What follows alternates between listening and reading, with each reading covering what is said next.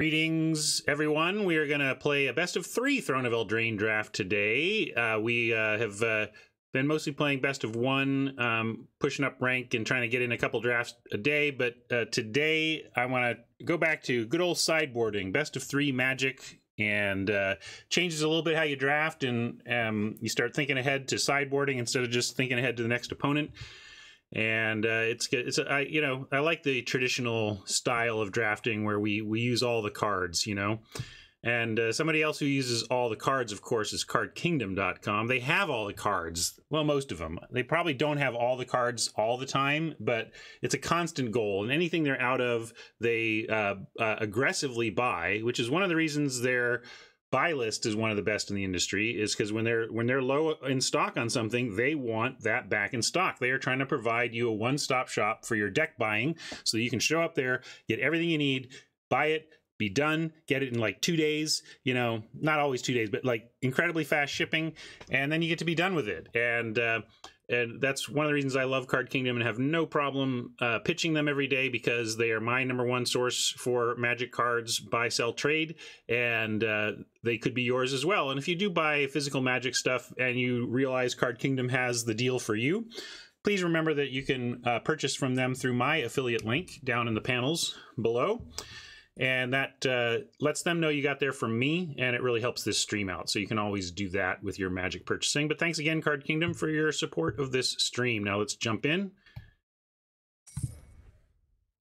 Yeah, so like when Mama says they're out of stock currently on Oko, it happens. When a card shifts in popularity for any reason, and you'd think that they'd be overflowing with Okos, but the thing is, Oko doesn't just play in standard, right? Well, Oko is a multi-format all-star, and it doesn't surprise me that there's kind of a backswing in the other direction on Oko and they're out of stock. But that does mean that if you have Okos and don't particularly need them or want them, it might be a good time to check in with Card Kingdom on their buy list, because if they're out, it probably means they're aggressively buying. So that's one thing I do note, is that when Card Kingdom is out of something, I check and see if I have it, because I know they're going to want it quickly.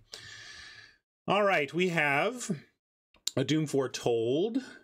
I really liked the Doom Foretold standard deck, now that I understand this card. At the beginning of the format, I could not process this card. There was just too many words on it. Oh yeah, Cardboard Live, is it not working for you all? Let's see. Oh, yep. It logged out. Hold on. Why is it? You shouldn't need to do that, Cardboard Live. Hold on, one second.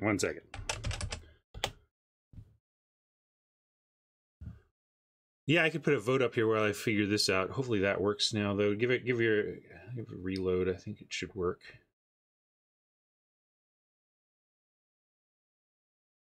No, not working on mine.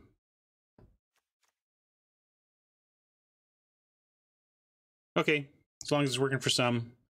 Yeah, if we ignore the rare, Into the Story is a lot of cards, but I'm worried about blue with the bots right now. The bots are now prioritizing blue, such that blue can be hard to get a really great deck in right now. White and red tend to be wide open, so Trapped in the Tower and Rimrock are actually appealing here.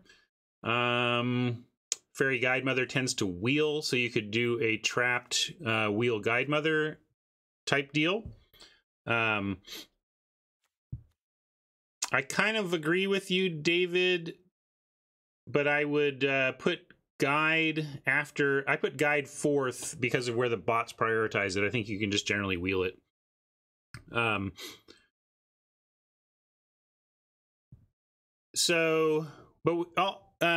go with chat on this one. We can either take the gems, the Doom Foretold, and marry it or not. We can take Doom Foretold and see if a build around emerges. Basically, you need a bunch of eggs, and eggs are the perfect thing for Doom Foretold, because they draw a card, but they also sacrifice to the Doom Foretold. But and we can see, or end up in some kind of this might wheel. We could be in some weird Esper artifact enchantment deck, but I think I would say our choices are this: the left side here. I'm going to run Tower, Doom, and Knight, and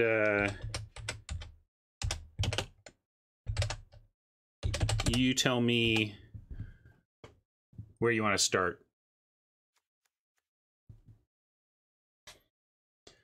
If the bots were different, I would include Into the Story in the mix, but first Into the Story is not just that amazing. It's even at 4.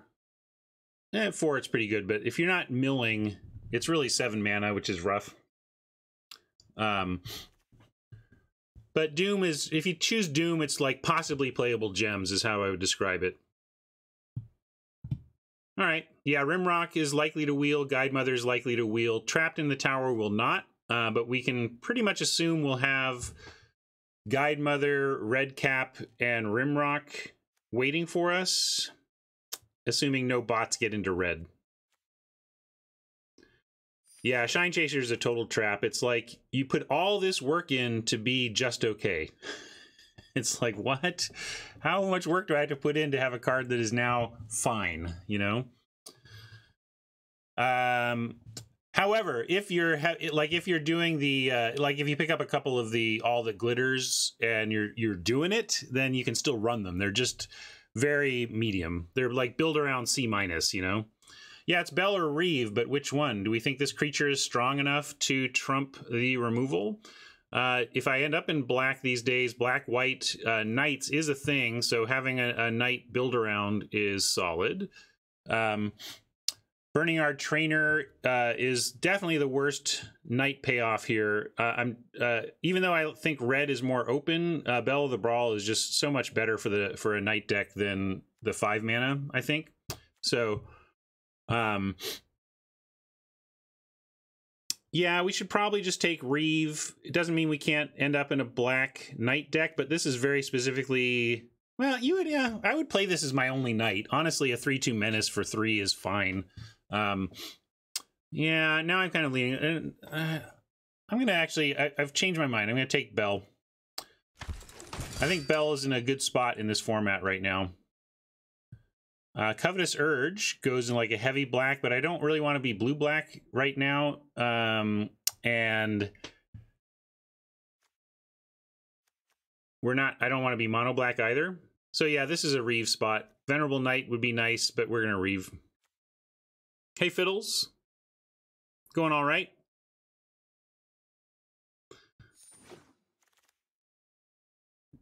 All right, this is interesting. We could pick up... I'm not gonna, like, I don't think Griffin is on the table, even though we have this Doom Foretold and we could be black-white. What leaps out to me is the Redcap and the Deathless Knight, and even to an extent the Ferocity, although if we end up in black-red, a lot of the black knights are human.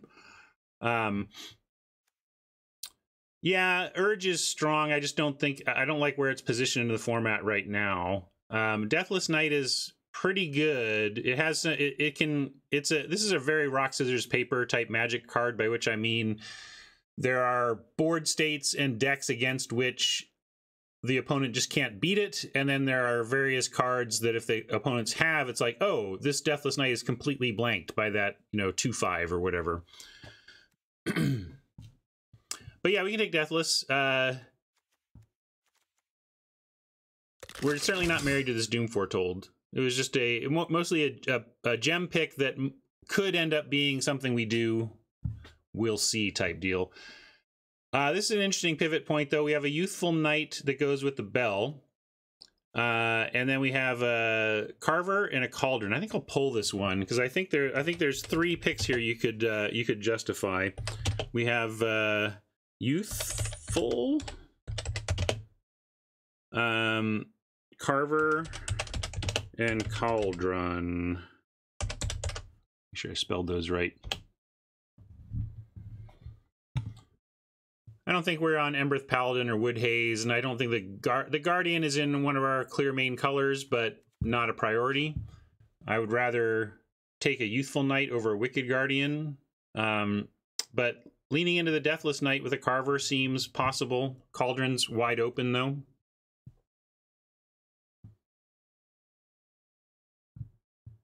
Yeah, I like the Youthful pick as well. It's not about even the Doom Foretold as much as it is about Bell of the Brawl and the general openness of white in the format right now. Cauldron is wide open, and that's interesting. But this is not about the Doom Foretold. I could see us ending up black-white and deciding we don't really have any reason to play the Doom Foretold. It's just that, yeah, this meta is very kind to Youthful Knight right now, I think. So we'll take it. Bell making it attack as a 3/1 first strike is a real deal. However, the Youthful Knight is not so strong that I'm going to just ignore like the red cap melee here, which I think is the pick, again, given the state of the format. And this is what I mean, like we're pick 6 here and there's 4 red cards in the pack. It would not surprise me at all to learn that these are the only 4 red cards that were in this pack and none of them have been taken by any bot. Yeah, this is why it's red is always open. So let's take the removal spell that's, again, very well positioned in the format and see where it goes from here.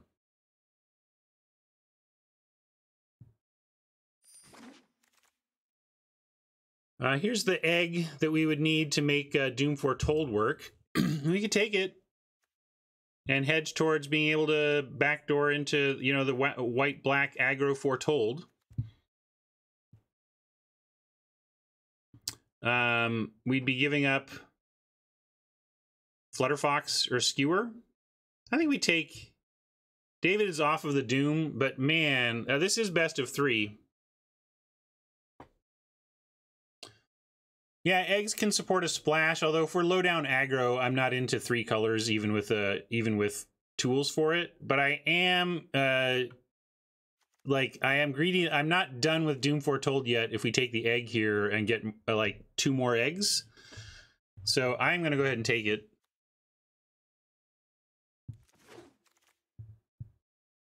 Foxes and eggs seem about similar. Foxes might even be easier because they're white cards, whereas eggs are any colored cards.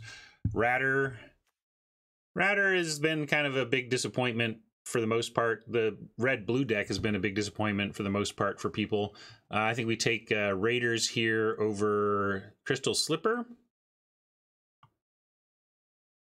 You know, we can take Cottage, but I don't think we're playing the... As the format gets more aggressive, I'm less and less interested in these lands. I was more interested in Witch's Cottage in the early parts of the format where green-black felt like where the bots were pushing me, and I was going 2/3 into my deck, you know? Yeah, hopefully whatever we take here ends up in the board, but we'll take this Raiders. And here's our pick 9. I really thought we would see... we had a Rimrock Knight and a...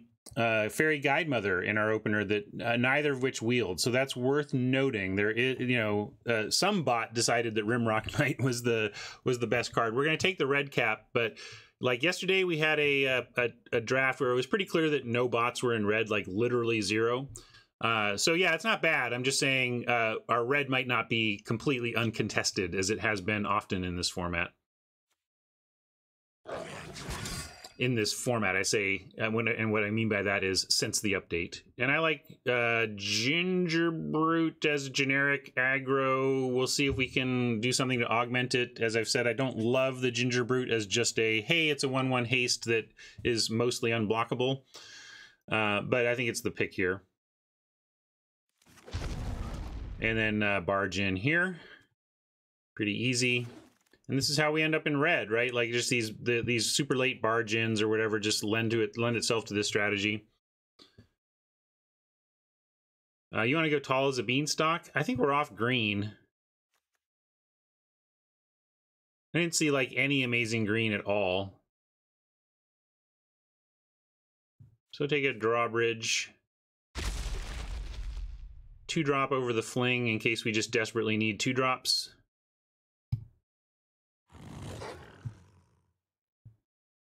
Yeah, we're spread a bit thin on our colors. We got we'll get 1 good white card and then 1 build around white card that right now is not there yet.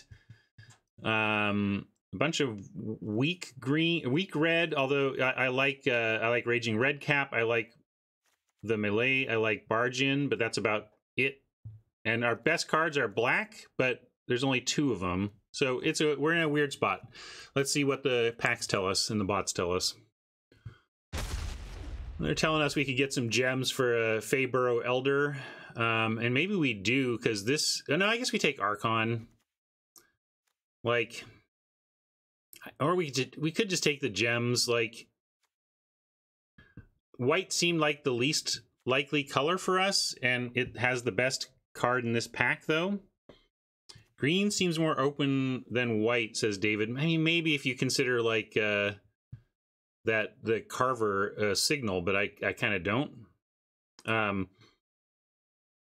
Jackson wants just, hey, just take the gems. It probably is just the gems. I don't, but if, you know, if we do end up black, white, or red, white, we'll be happy to have the Archon. But this is probably a stretch, and this is probably worth more gems to us in terms, once you incorporate chance of play, than the Archon, so I'm going to take gems. Can't stay open when it's pick 1. Well, this is pack 2, pick 1. Hey, D, going all right? How's it going for you today, man? Gems is a sure bet, so we'll take that. And then we get Epic Downfall, Trebuchet, Dragonfire. I think I'm going to take the Downfall and try and lean into this good black we've got going. Here's another Youthful Knight. Maybe we can wheel this Trebuchet, but I don't think so. Not if there's a bot dipping, like, if there is a bot or two into red, we probably don't wheel the Trebuchet.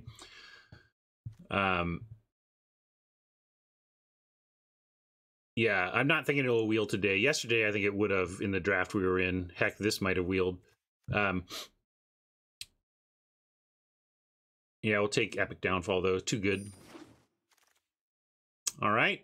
Black is flowing now, making it pretty clear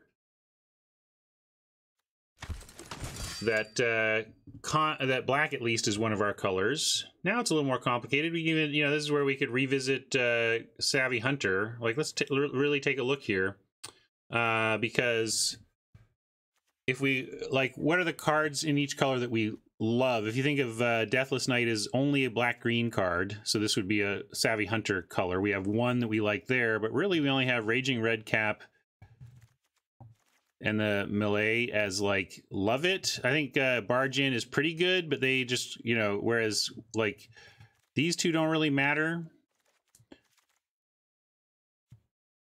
So we could actually hedge to Savvy Hunter.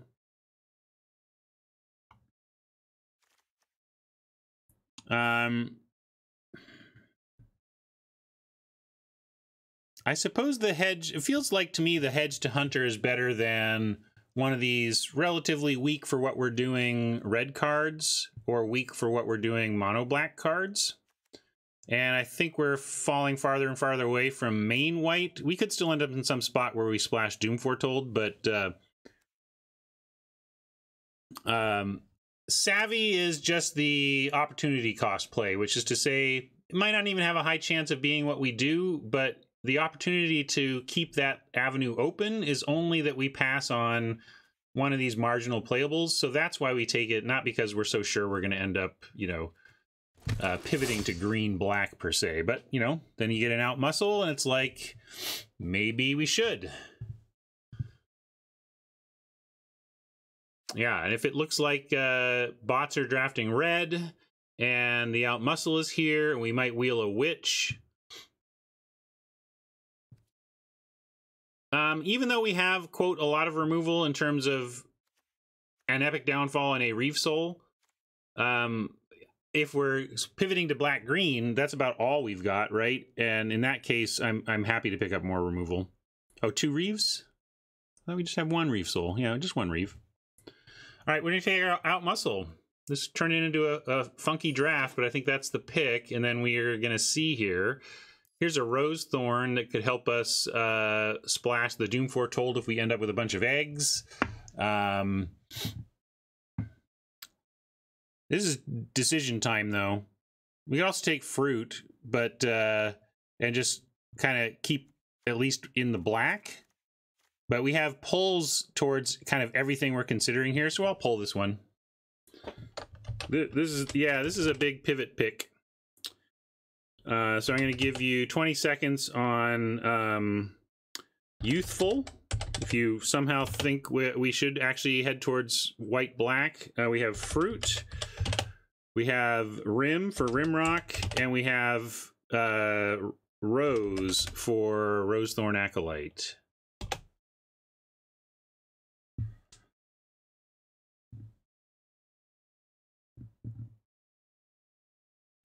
I'll go back to this view too.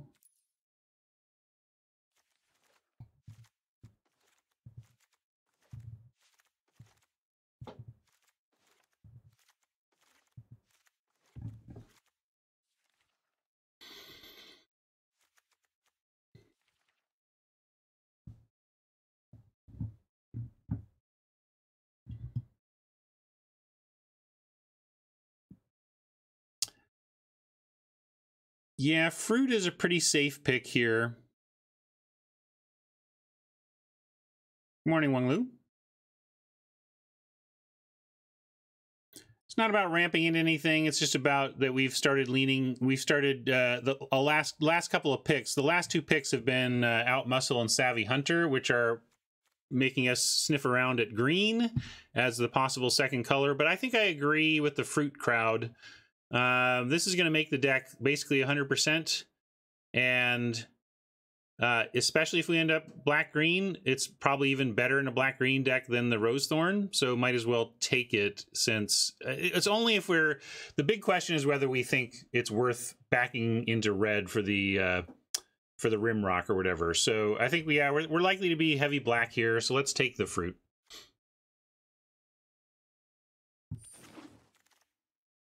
Now what have we got?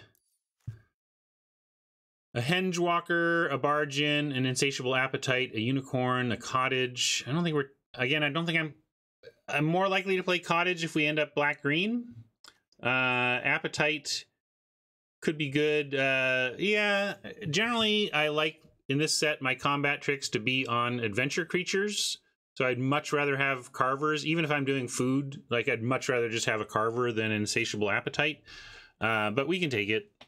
I mean, yeah, Memory Theft is also a consideration. This is best of 3, so this has been this is a much more reasonable sideboard card.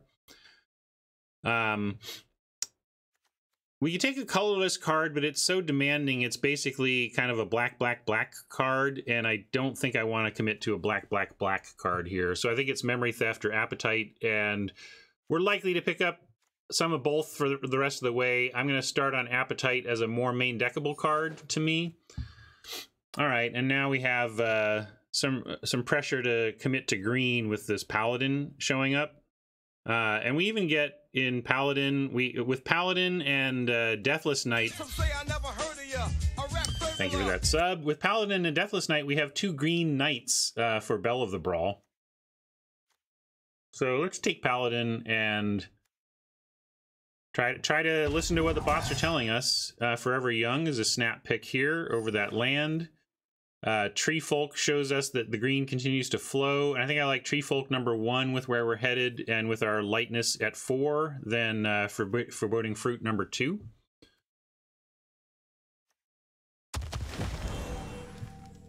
And here we go. Yeah, it looks like we've read the bots properly and drafted the hard way into the right color pair.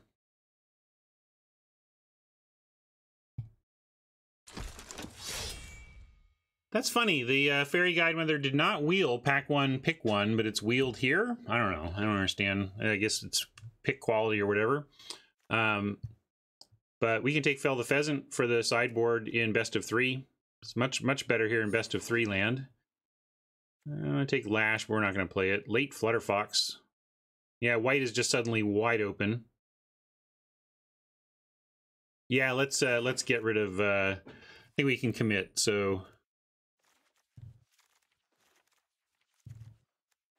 We can even, if we find other splash, you know, get some Acolytes, we can splash something like that red cap spell out of the board against red decks. Thank you for the sub. All right, we're at 17 playables heading into pack 3. We have settled into our colors. Crashing Drawbridge isn't really a playable in this deck, though. It's more aggro. So more like 16 right now, but we can come up with the necessary playables in pack 3. Oh, did I miss a swap? Sure. Oh no, I didn't. You just did it now. Swap Holly, switch Holly with Link. Holly Hobby.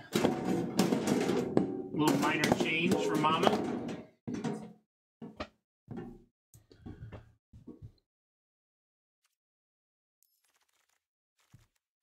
Hopefully we wheel this Rider.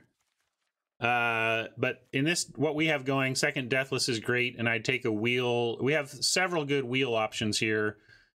Forever Young #2, Giant Skewer, Acolyte, or Marrowleaf Rider all would slot into this deck. We can take gems, but I'm ready to say, hey, we need playable. Like we did hop around a bit, so we're a bit tight on playables. So let's forego gems here now and fill out this deck with playables.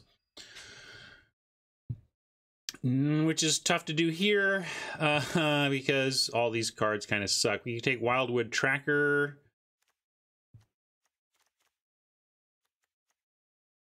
What's our situation? Trouble is we've got a lot of humans. Real problem is we have like no 2s that we want to play. We'd play an Egg because we can, but none of our other 2s we actually want to play. So I think we need an early, yeah, we might just want a Squire to fill it in. Probably not D. I'll keep it in for now, but you're right. I probably am messing with my playable count to keep it in. It's still possible if we end up with a bunch of eggs, but I don't think so. I'm not ready to take a land. I think we need the playables, and I think we're going to be too split on colors. Although Cottage, I think we take Cottage on the wheel out of this pack. And I don't think, no, I don't think white is realistic. All we have is, well, we could play the... Technically, this is fixing, right? We could play green, white, splash, black. Nah, I can't bring myself... I just hate this card. I think it's not good enough, even with the ability to throw a skewer on it or put some tree folk counters on it. This is going to be starting more as a 4. I think we take a sad Squire.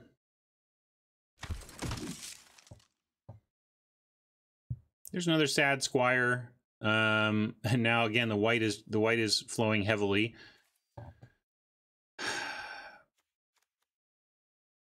Mensch is on green, white, splash, black now.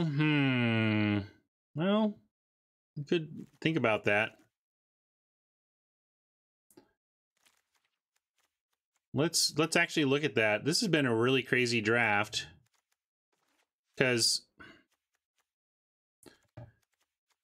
that's not, it's a crazy draft because that's actually not unreasonable. Like, if we were splashing black, though, we would might force the Conrad side late, but we could, what are we losing?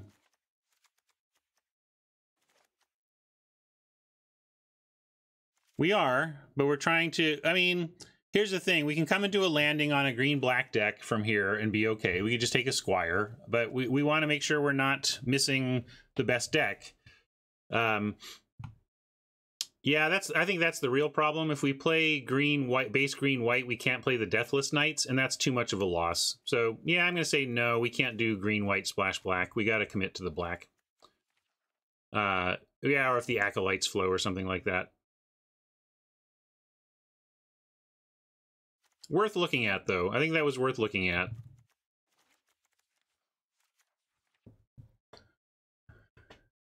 I can't remember if we would wheel there's probably some white cards that might wheel there. But again, I think we're just done with that path. And sadly, I think we are so desperate for 2s that we take another Squire here. I don't... The cat, those of you who want the cat, it's like, I know we make some food, but it's not that great. It's just not that great. Conrad is great with the cat.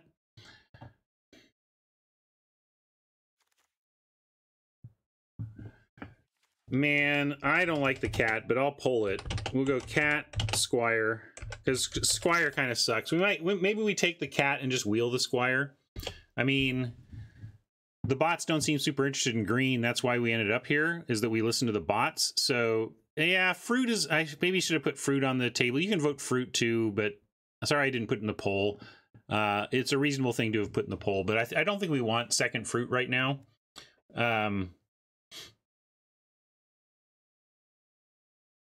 I'm not playing Eye Collector just because it works with our good card.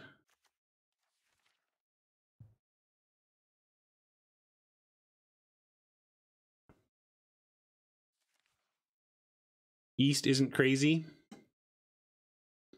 I'm not sure what the context of that comment is, East.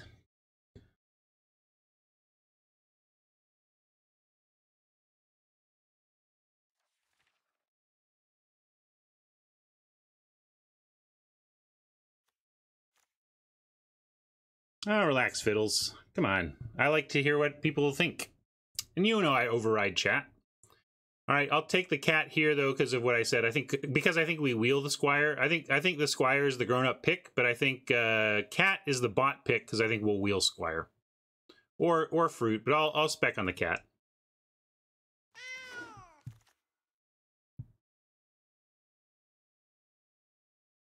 All right, everyone, chill.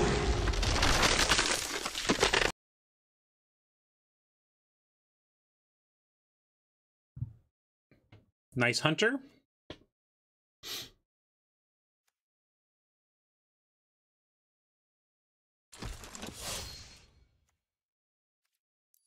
Some say I never heard of ya, a rat burglar. Thank you. I like the Lost Legion, but we need creatures we're willing to play on too. So this is a clear broom to me, actually. We have a lot of food we're going to crack open, and so we can actually make some brooms here. Yeah, Spider's okay. Spider and Lost Legion are both interesting as well, but I want 2s.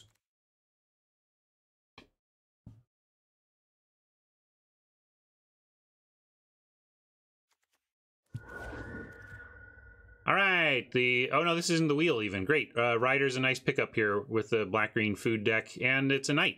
We got knight synergies with, oh, did I take, oh, there's the bell. Let's get this resorted. We could play Forever Young on 2 if we needed to, so it's technically a 2 that I would run out on 2. Yeah, thanks. All right, so take Rider. Tempting Witch for sure here. Going on the food theme. Final fresh pack, and we have a choice between more Knight support or Reaper. Interesting. Where's Hat? What should we do? Yeah, Swordmaster's another playable 2, right? So we should take Swordmaster. I like the, I like the Reaper, but this is a 2-drop black Knight, so we're kind of in. It's kind of exactly what we're looking for. Here's the wheeled rider I was hoping for. Skewer would be playable in this deck, but I really want to fill out. I'm totally happy to get, because maybe we can then not play a Squire, because we have good enough 2s. So we're getting there on 2s, but I still want another 2-drop creature. Skewer is tempting.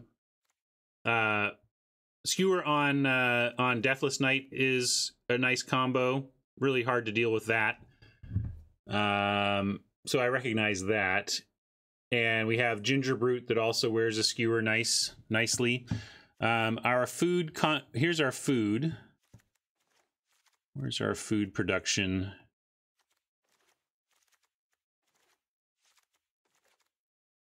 This is our current food production.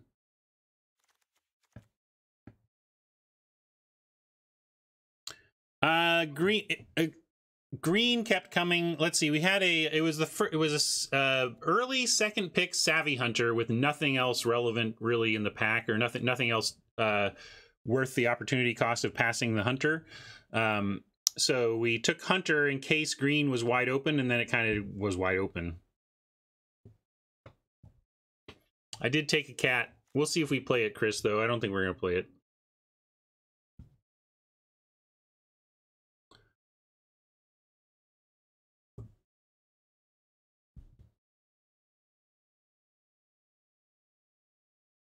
All right, so now let's make this pick. This is a really tough pick because this is a deck that would play a skewer.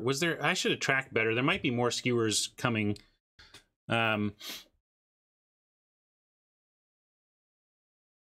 Yeah, although, two Savvy Hunters is a lot of food production. All right, I'll take the skewer. Gotta take something and go with it. There's that eye collector that some folks would like to try, but I am very much down on, even with a Conrad in the pile. Why don't we take a cottage as a possible playable? I don't think gingerbread house would be our play. I think it would be cottage. If anything, we're light on the green, not light on the black. We have just really the golden egg, which you want to use for... You don't want to use this to cast the doom, because then you don't have a thing to sack for the doom. And sure enough, hey, look, both the write-in vote, the write-in candidate for voting fruit is still available, as is the squire.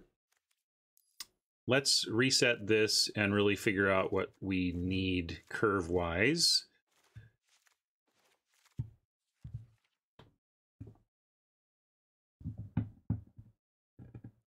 Yeah, this is looking pretty tight.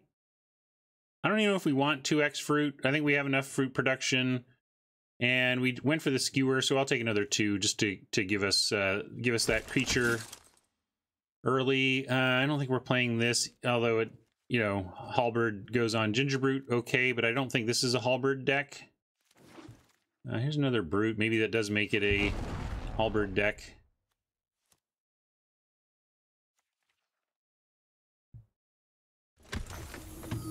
All right, 40 on the grind. Let me make a note of that in the spreadsheet.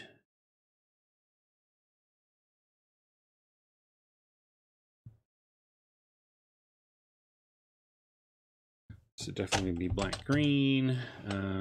We paid 0 gold. Oh, this is traditional, isn't it?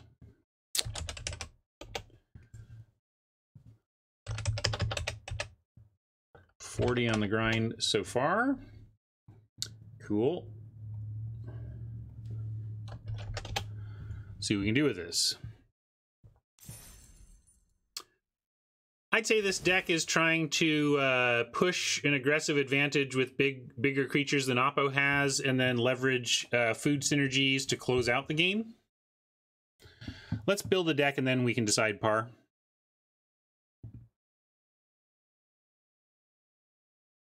Yeah, I'll change my setting as well. Yeah, how are we doing on twos? Can we cut the squires? We have 1, 2, 3,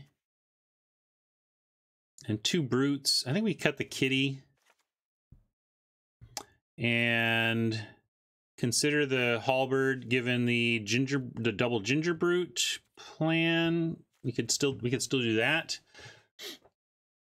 Might need one of these squires. Try not to play 2, but I think maybe we need one. Although I don't want to give up any of this stuff. I like this end. Maybe we actually cut the appetite.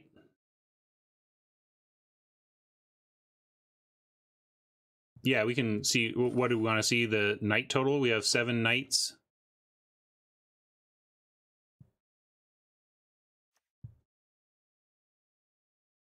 I'm not ditching the Witch. I think Tempting Witch is a way that this deck can close out games that have stalled out a bit. We probably don't need the egg. I think that's a good call. That was a holdover from thinking we might splash or we might doom, foretold. Belle I would play as the only knight in the deck, but she's not the only knight in the deck. She's one of many, and we don't really do much with this true. We have let's see, we have Tree Folk. Squire's just never hardly ever being much more than a 2/2 for 2. So yeah, we'll ditch the Squire, and then I think I like how this looks.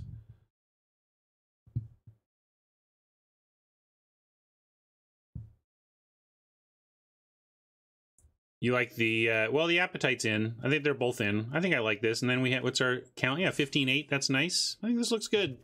And we have enough adamant. We have Foreboding Fruit adamanting us towards black, Paladin adamanting towards green, Outmuscle adamant green. So I do like the 9-8 split, especially we do have Rider that we want to play on 2 as well. So yeah, we might not get fruit every time with our foreboding fruit, but I think we are on a 9-8 split here. What are we calling this? We are... what are we calling this?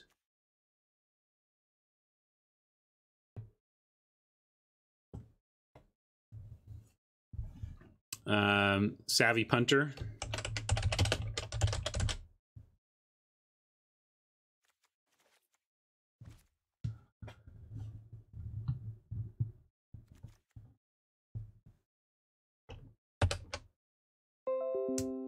That might be a little too spoilery, I'll decide.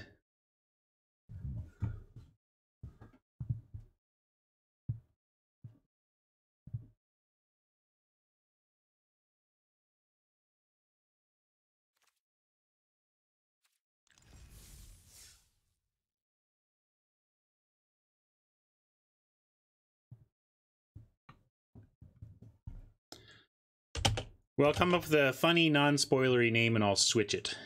But right now I want to play.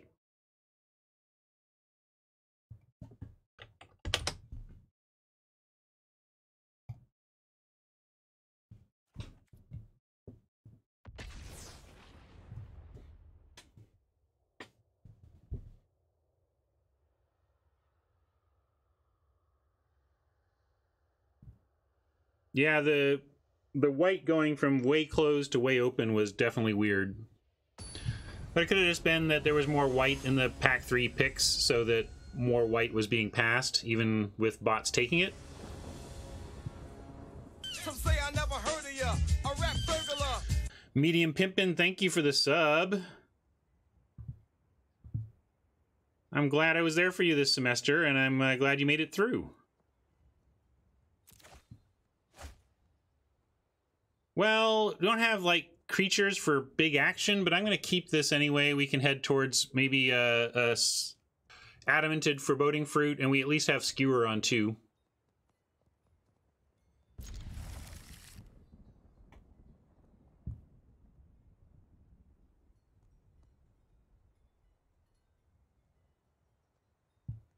Not really.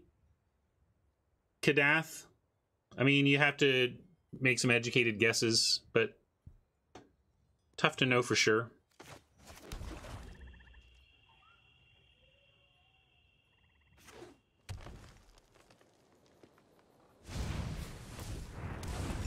All right, well, yeah, foreboding fruit on 3 is with no board presence other than a piece of equipment is not ideal, especially if we get an aggro card here. Yeah, Flutterfox, pretty aggro. But hopefully we find the tools to recover here. Stabilize. All right, we got a Hunter. Halberd on Hunter would be nice. Backed by Insatiable Appetite.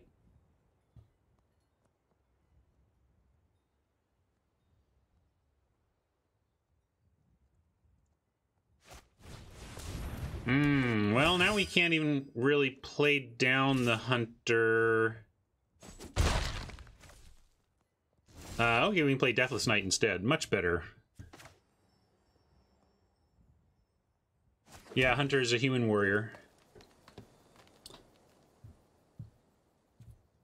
But great, we'll play Deathless Knight. And are we attacking? I think we need to defend against the aggressive start from Oppo. They're stuck on 2, by the way. So I want to not try to race them and let their their stuck on 2 hand work out by winning the race. I want to stay back on D and see if we can grind them out and get back into this before they dump their hand.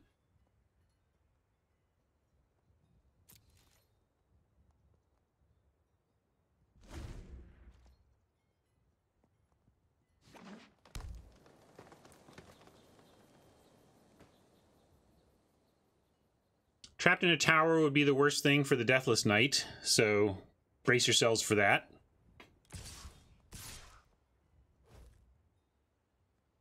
That's what I was talking about, as this is a rock, scissors, paper card. Like, there can be matchups where it's unstoppable, and there can be matchups where you get hit with a trapped in a tower, and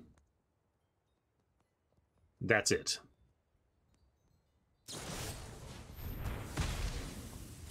Trading Deathless Knight for a 1-drop is rough, because now presumably, well, they at least have the Curious Pair, but if they follow up with something even more aggressive, that's the power of cheap removal. Allows you to spend 1 to take out 4 while still giving you you know, room to play something. Now we can drop Savvy Hunter and at least have Insatiable Appetite. We could also put the Halberd on it, and it would be a 5/4.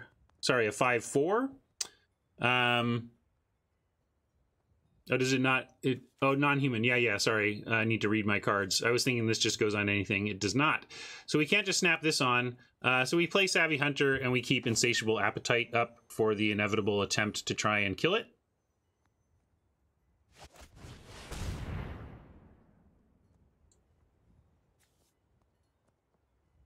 By inevitable attempt to kill it, I mean that Oppo is likely to sacrifice their food to the rider to try and force the hunter to block.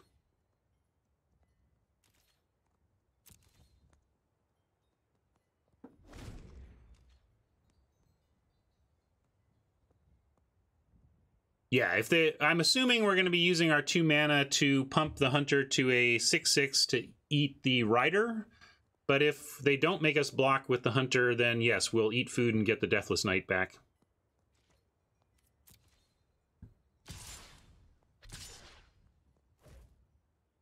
Interesting that they are giving us the option. That scares me a little bit. But they're in... Yeah, they could have Carver, they could have Appetite, they could have another... the worst case is like... another... like if he has Appetite... Well, we can match Appetite for Appetite. The thing is, we have to act first. Outflank is the worst case. Chunk has the right read. Because the thing is, if we... I'm going to block, though, and... they have to act first, at least. See, that's what surprises me, that they've gone to blockers without doing anything. So is this an opponent with the patience to get us as we try to save our hunter, or is this someone willing to trade? I'm going to go with the Appetite. And worst case, we can sack 2 food to draw a card. I think they're just willing to trade. And if this doesn't work out, our fallback plan is eat food and draw a card. Yeah, could have played before blocks, it's true. But then if they blow us out, we don't even get the block. Like, if we get blown out by outflank, at least... well, I guess you're right. That does beat the outflank play. You're right. Do it 4 blocks. Interesting, Paladin. Yeah, I didn't think that quite through, but I'll keep that in mind for outflank play arounds in the future. Good call.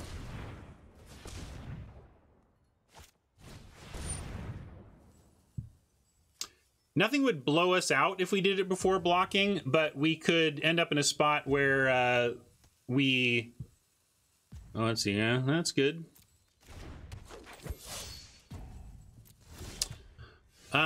Now, let's see. We could eat food and bring back Deathless, which I think makes sense in the face of this adversary.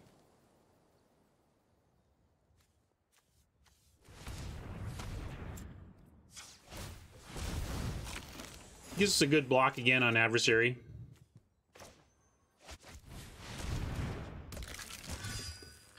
And if this stalls them out, or just we only face the Flutterfox, we can hook up the Deathless Knight with the Skewer, and then it becomes a great attacker.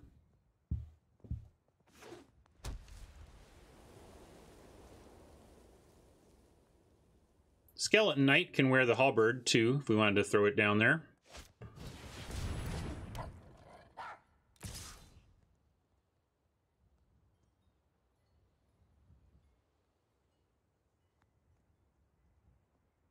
We're stable but racing, maybe? Oh, Out Muscle. Welcome. Welcome, Out Muscle. This is going to be good. Let's see. 1, 2, 3, 4. We can do outmuscle plus skewer this turn. Do we want to go for a fox with the outmuscle, kill something in the air? Or just take out this adversary and really clear the way on the ground? Probably take out the adversary and clear the way on the ground, because then even the Savvy Hunter can attack. And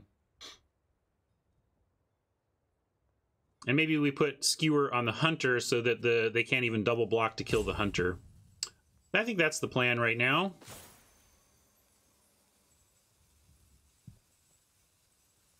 Or maybe we could outmuscle. No, yeah, we could outmuscle the adversary with the Hunter, and then equip the Deathless Knight. Let's do that instead.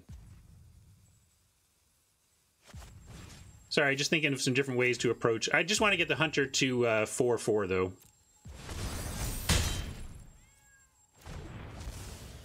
And then I'm going to put the Skewer on the Deathless Knight and send.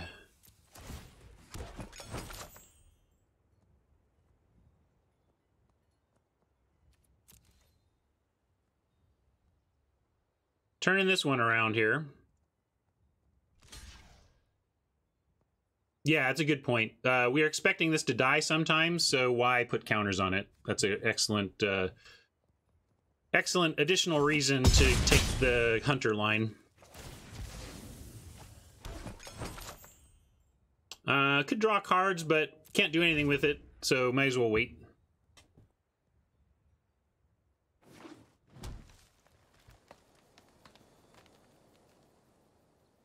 Don't even need to draw at end of turn, Blow. It's a free draw, so we can just wait until we actually draw.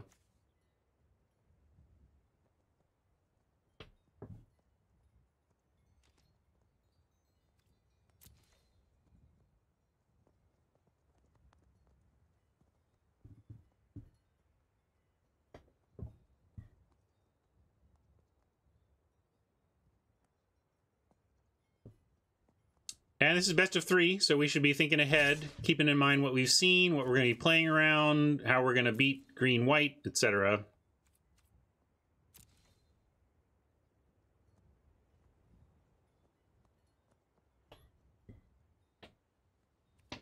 We're attacking with 1.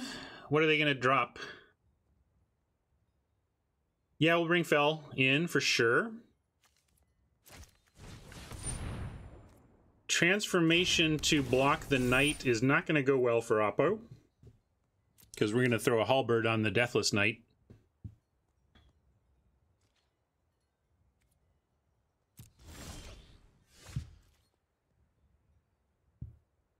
Yeah, they could have done something. They could have transformed, but then the Deathless Knight dies and it still works in the graveyard. So that's cool. We can put more counters on the Hunter. They might just scoop to this. I'm going to put this on the Deathless Knight.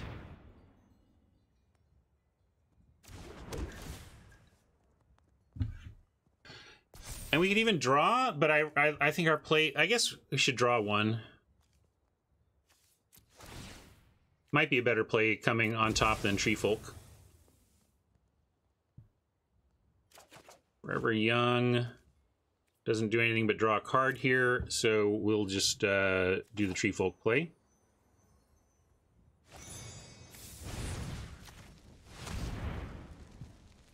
Hey, Maze.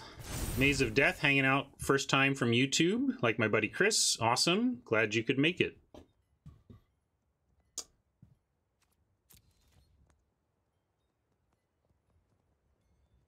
Yeah, Oppo could have Appetite, but if so, we've gotten serious value, so whatever.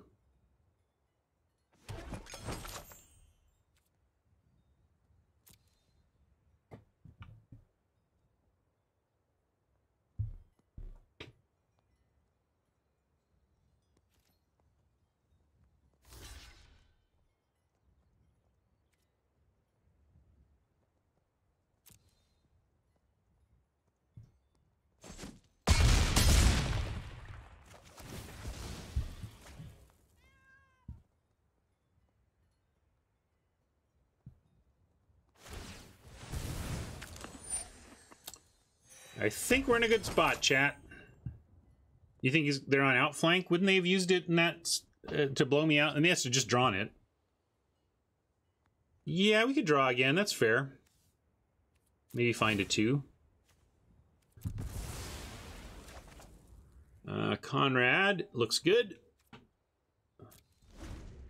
It's what created the food. So I've got this funky giant skewer which made that food, so the food is funky too.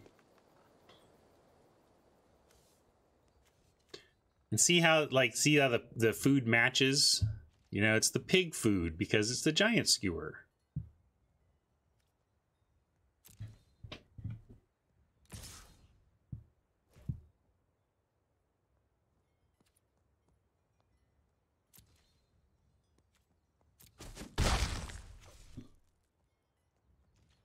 I'm not sure what you're up to, Oppo, but okay. Yeah, maybe, I don't know. But let's put Sir Conrad down so that if they are up to something relevant, we can get some death triggers.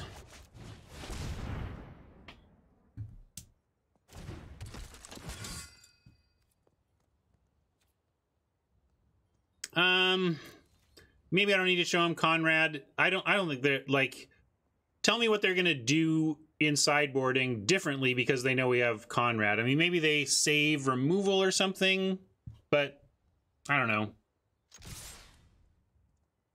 Yeah, I could do the Curry favor. It's possible the Deathless Knight ends up dead somehow.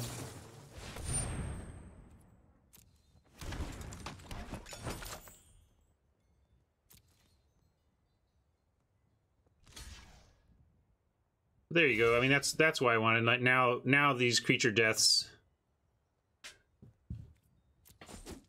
It's I don't want fancy play syndrome of disguising cards because you're so sure you're gonna win, and then they play the giant card, kill all the creatures. I think even then we'd be fine. We just rebuy the knight. I think we're pretty golden here.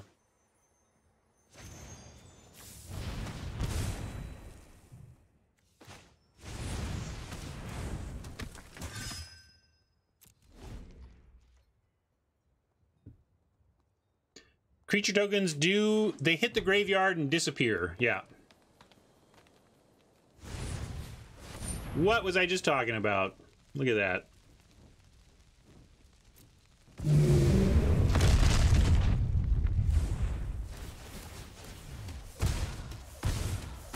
That's fine. I mean, we just win, but it's just interesting that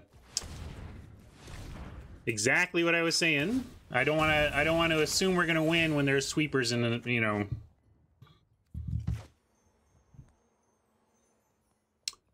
Why not draw? I wanted the food for the Deathless Knight because we're gonna win. Because that's why. Because like I just saw although if I drew, maybe I'd have the land to equip, and we could. I thought we had enough to actually just win here. So that's actually my bad.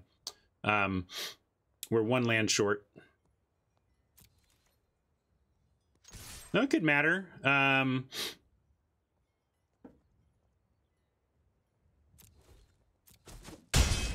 Well, if they play this and it stabilizes somehow, that could totally matter. We'll just play Broom, though, and it'll be fine.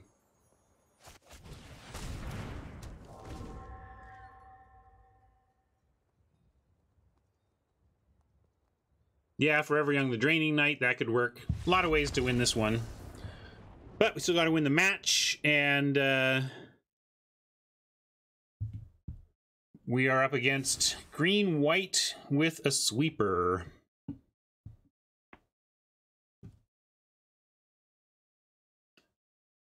I got the lag chug going. We'll see. All right.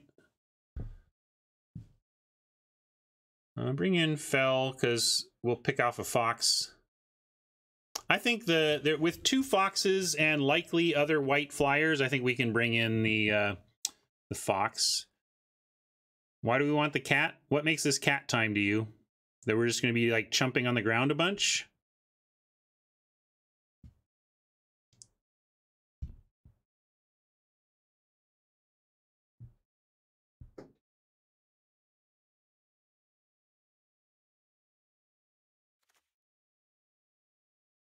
Oh, comes back after a sweeper?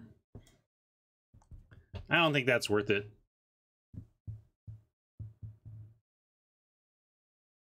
I think I cut the appetite for the pheasant.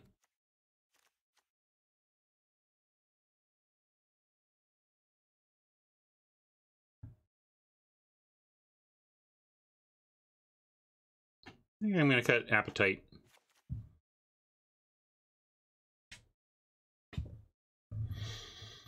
No, I'm off cat. I don't think this is this. I don't think we need to bring in the cat. I just like a pheasant for a little more reach out and kill a flyer.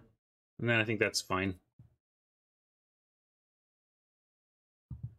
We showed him the insatiable appetite too. So we get the one thing you can do is it's a small edge or a small benefit, but we showed him a combat trick that we have now cited out. So Oppo is going to be potentially in their head playing around something that we don't even have in our deck.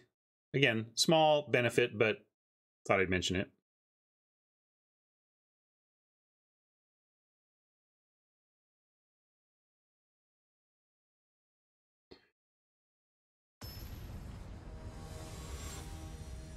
Yeah, if I equip a creature with a giant skewer, they should be immune to that sweeper, right?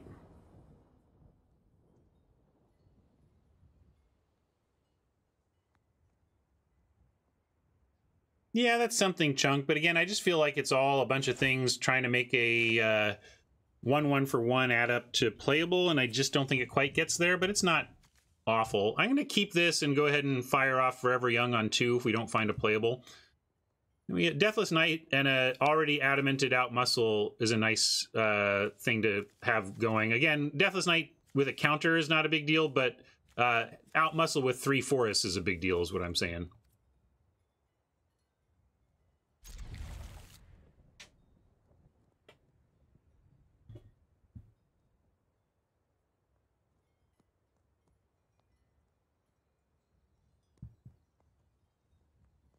I know, I'm just joking. I'm just trying to find a reason why our sweeper shouldn't work against us.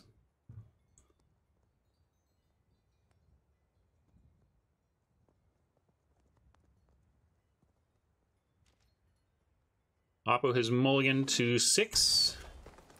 We'll take that. I'm gonna play out a forest. It's possibly draw Foreboding Fruit, but we're very far away from Adamant on black, so we might as well move towards Adamant on green. I am gonna do the Forever Young cycle though.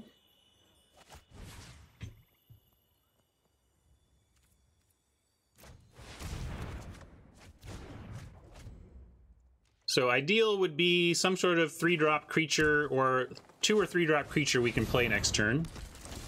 No luck. No luck, so we're going to take a smack from this 3-2, unfortunately. And then we have to decide if we're attacking with this knight when we cast it next turn. Kind of depends on what Oppo does here. If they come up with a big additional threat, we probably have to be back on D. If they don't add a significant threat... Yeah, this is weird. What are they doing? Well, you're late, Broom. 1 turn late. Would have been nice to have you last turn. Actually, you can play a swamp now, and that by playing a swamp next turn, we could draw any of our adamant cards and decide which way we wanted to go with things.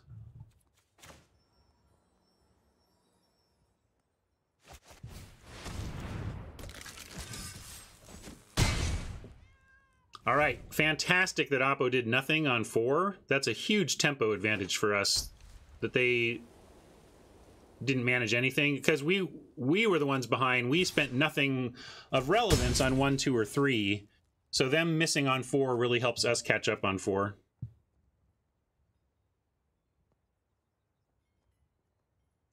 What are they holding?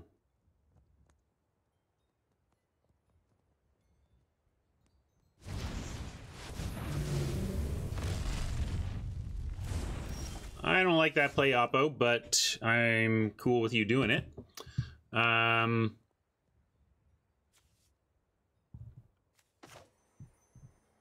Let's just go Ginger Brute and Broom here.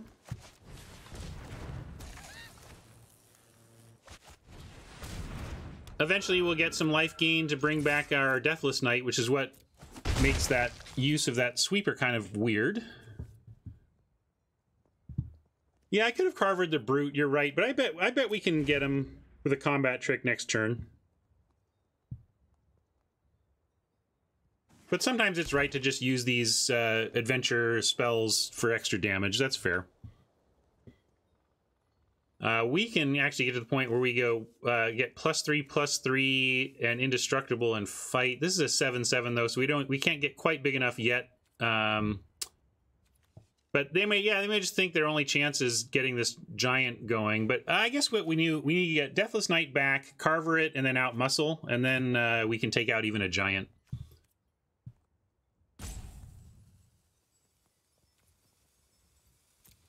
Yeah, we could sack Brute to get Deathless. I don't. Let's see what we draw. I'm hoping to find food more naturally than having to give up a Ginger Brute, but it would get. It's effectively a 1-for-1. All right, there we go. Let's just play that. And I'll play a Swamp though. Start with an attack.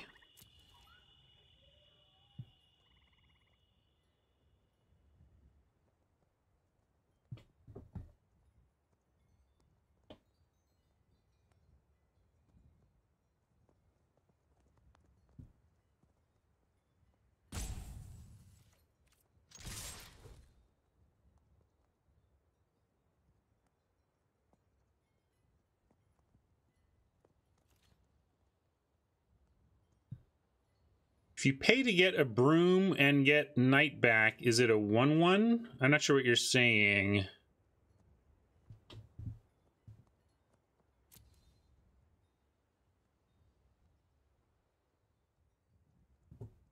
Oh, is it a 1-for-1? Got it.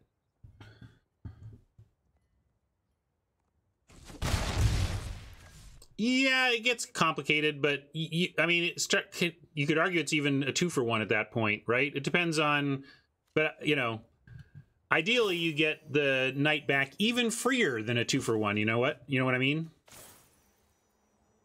Exactly, Funky but Lovin'. That's what I was thinking ahead towards a plan where we could bring back Deathless Knight to combo with Carver and out muscle to take down a giant. But it's a lot easier to just do it with a Paladin. A lot better. So hopefully they find a land, they play a 7/7, we carve out muscle, and they scoop in Frustration. LSV is calling. Wonders how you like your idyllic Grange, facing massive pressure and with a 7-drop in hand.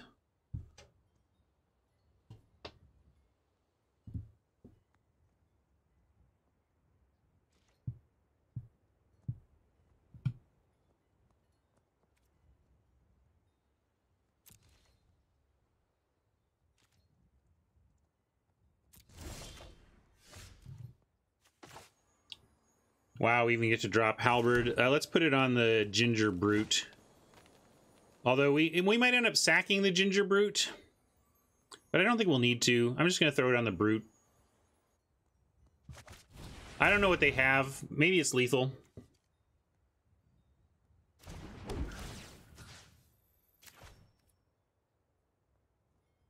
Five, 6, 7, 8, 9, 10. So we threaten lethal here. Even outflank doesn't do anything.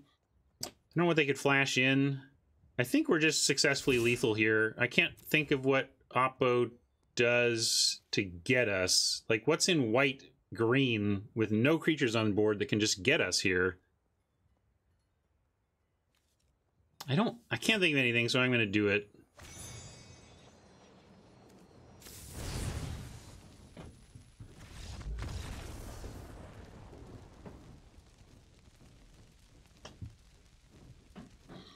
They didn't have anything. We got there.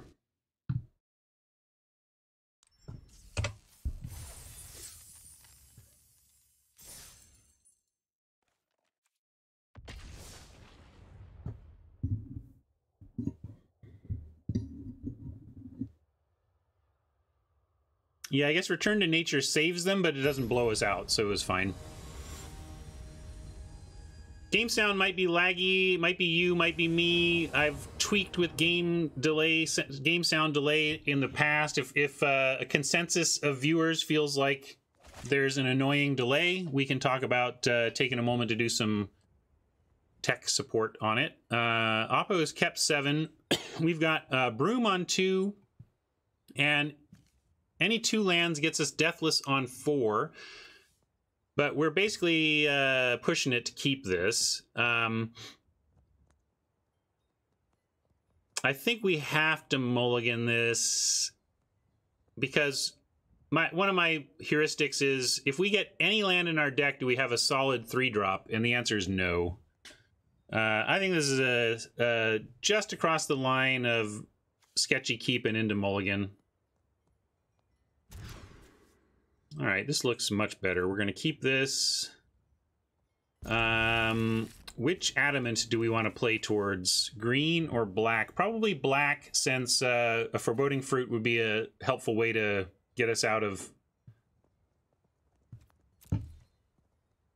the mulligan.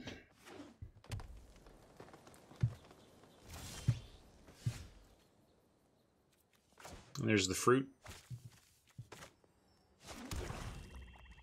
Yeah, green for out muscle is also good, but I mean, I don't know.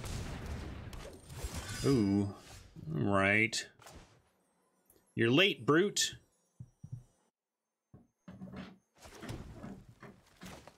But we'll go with the rider here.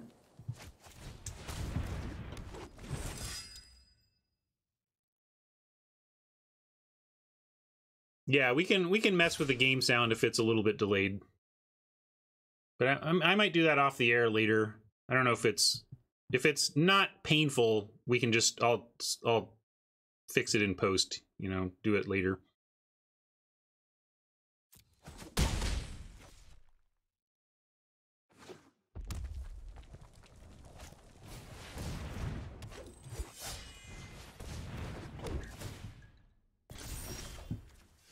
Well,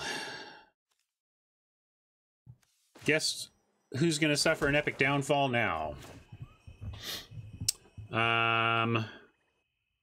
Let's go downfall the adversary and brood it.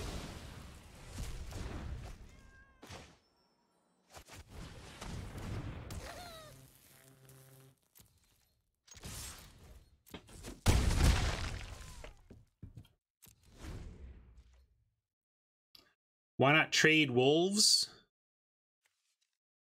What wolf? You mean these riders? What wolves are we talking about? That's an elf knight riding a fox. I wasn't sure who was aggro yet, you know? I think I wasn't ready to make that call yet.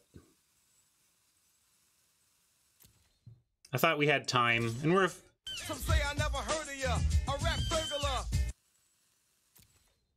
Thank you for the sub. Appreciate that, Travis. 5 months. Appreciate it. All right.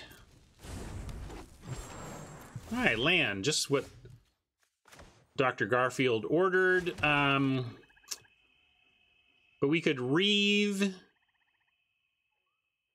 and keep going. We could Deathless and just send Maraleaf and Deathless, and they can make that trade if they want for either one. And then we have Fruit, Reeve Soul. If we get a Swamp next turn, we even have both of these. Yeah, we could also threaten Brute on Rider. That's a reasonable call. This could end up being re-equipped to the Rider, which would thwart that. But if they want to spend their whole turn re-equipping this onto the Rider, that's fine. Yeah, I think I like that. Let's leave Brute back. We're gonna leave Brute back anyway, but I'll offer. Ooh, no. Good. So we'll do this. They might trade Acolyte for Rider. That's fine. We're still putting a lot of pressure on them and forcing them. And if they trade for Acolyte, they're not going to be able to set up Rider to win combat against Brute. They can't block. I mean, yeah, what do you mean they can't block? There they are blocking. But the point is, it's not terrible that they blocked, so I'm fine with that.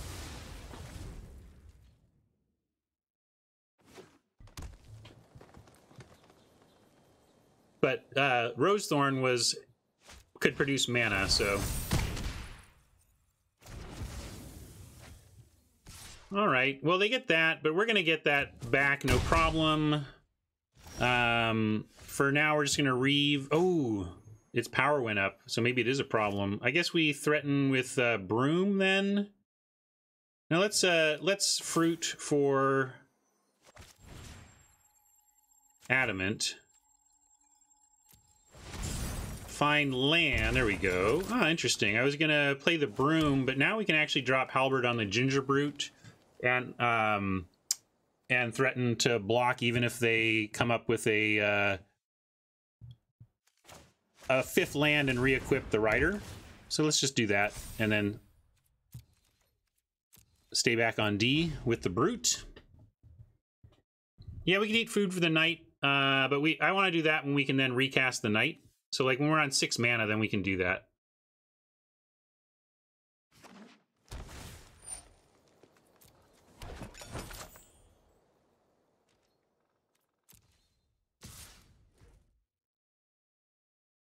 This might mean pump, but we're going to make him have it.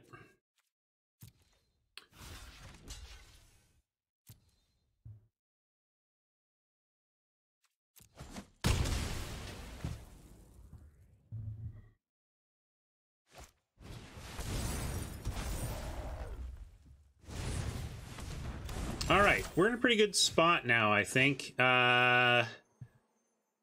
We can go eat and bring back Deathless. But I think, yeah, we can just Reeve and Broom. We could Broom. Yeah, let's Reeve. And Broom. Then the question is, okay, so we can eat food at the end of their turn to get back Deathless, or we can wait, do it on our turn, and make a Broom and get back Deathless. But then we can't actually play Deathless if we do it that way. So it depends on, you know, how patient we want to be here. With 2 food and 12 life, we're actually in more of a grind than aggro. So yeah, I'm gonna wait. We're gonna get it all. We're gonna be patient and get value because we're not really in a race here. We're now trying to just stabilize and start presenting a growing offense that they can't deal with. Skewer's a great draw as well. Well, we can't really play it this turn if we do the food Deathless Broom thing, but it continues to set us up for a very nice. We can even actually we could put the Broom down and attack. That's pretty rough on them. But now let's go with the eat, bring back Deathless, make another Broom plan.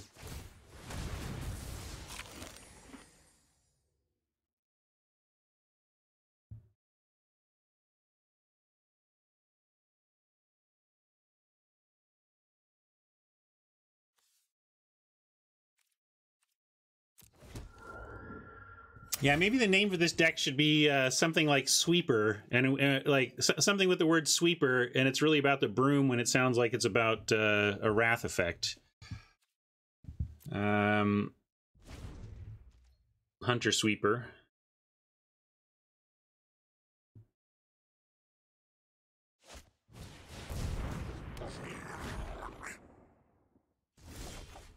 Well, Oppo got a solid rip. We got a solid rip. We want to do this now. At 6 mana, we can drop Savvy. We can drop Deathless and Giant Skewer this turn. But then I like waiting. I don't want to offer the trade till I've hooked up the Skewer. Yeah, let's do Deathless Knight and Giant Skewer on this turn. And then next turn we have Equip Skewer, play Hunter, even if we don't draw a land.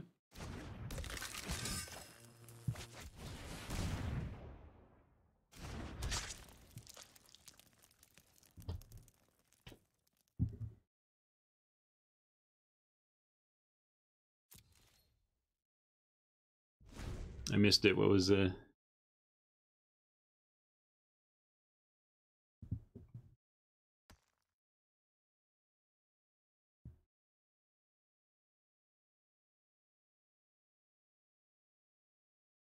Yeah, we could trade off Deathless, but then the thing is, then we're a couple turns away from having food again. If you can put the Skewer on the Deathless, they don't have anything they can do. It's a really oppressive play for an Oppo to deal with. I want to make sure they don't work me over on mana. I mean, what do you do about this? If you block it, you get the food to get it back. Yeah, I didn't want to attack because... Are you saying no attack from Oppo? I don't know if you're talking about me or Oppo Maze.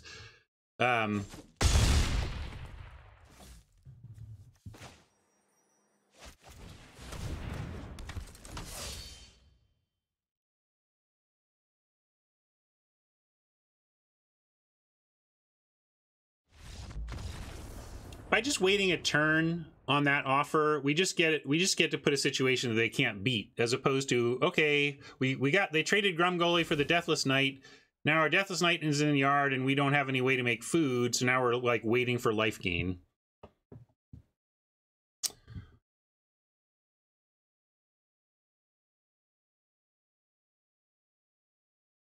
So, sideboarding against green-red, non-human-ish.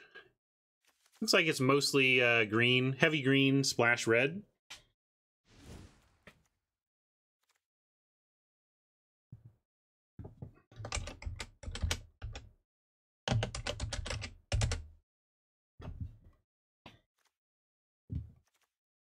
So how about sweepstakes? Did somebody suggest that? Because, you know, we're making food, steaks. It's like food.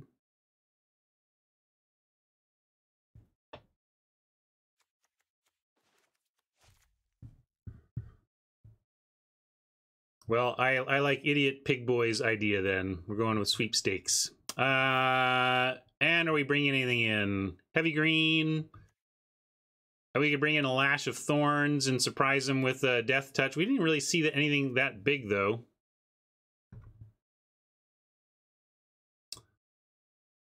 I think we just run this back in this matchup. Anybody got objections? I don't know what what anything here solves. Just maybe the Lash of Thorns, but I'm going to wait and make them show me some really big green stuff that we can't deal with otherwise. We aren't splashing, and I'd rather get on board. I'd rather have my 2-drops be aggressive, proactive. Gotta mulligan this.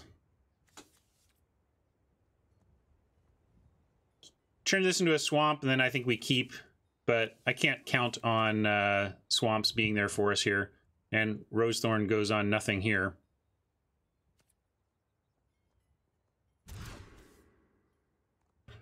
All right. I have to keep this, despite the lack of excitement. At least we have 3 swamps to reload with Foreboding. And hope we draw something.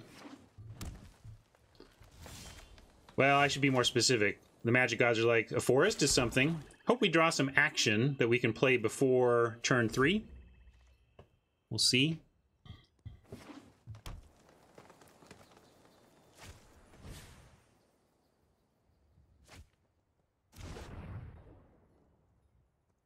Yeah, well, Commando, you can figure out what you'd want to cut. That's the fundamental... now we're in a weird spot, because if we play to Adamant the Foreboding, we can't Adamant Paladin on 5, but I'm going to play a Swamp now, and it still leaves all avenues to curve out Adamant for each card, right? So that we can switch. If we draw a Forest and decide that it's more important to have a 5/5 on 5, then we can switch to playing out Forests.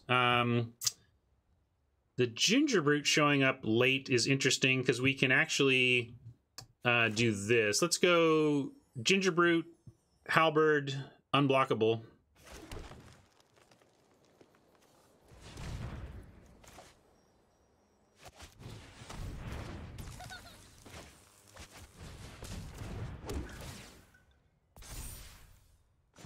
Yeah, we could offer the trade. You want to offer the trade here? This is going to be bigger. I suppose we can just offer the trade. I'd be happy if they traded.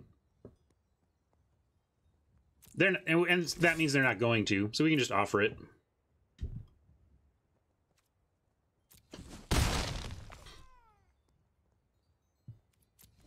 Not that 1 mana is very threatening either.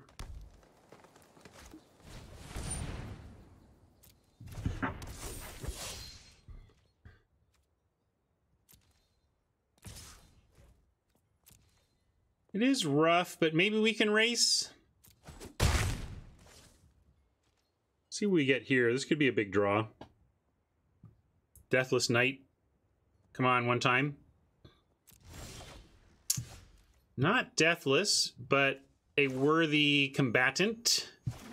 We can unblock the Ginger Brute and still play the Hunter.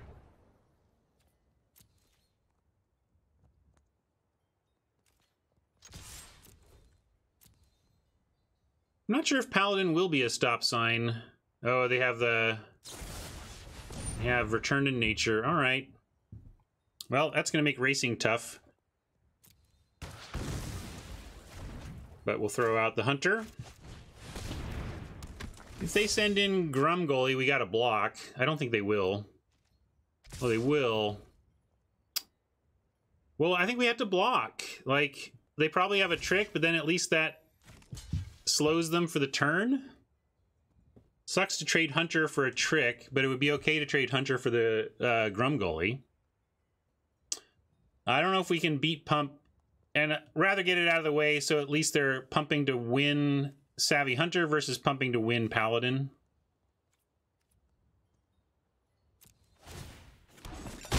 Alright. Apparently they were more scared of the Hunter than we were of the Grumgully. Oh, there you go. It is all explained now. Like, huh, why would they make that trade? That's why they would make that trade. Legendary rule in effect. Now we're pretty screwed in this game. We're going to have to find game 3. But I'll go ahead and adamant for this.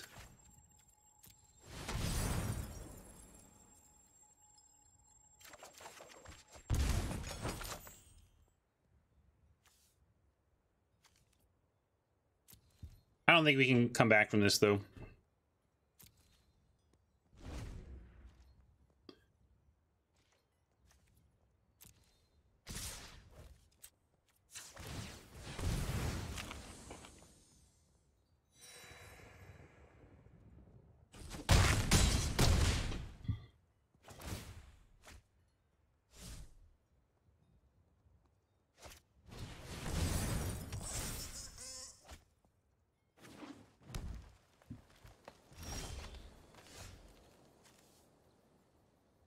Get Savvy Hunter back, get Ginger Brute back, but none of it's enough. All right, we'll move on.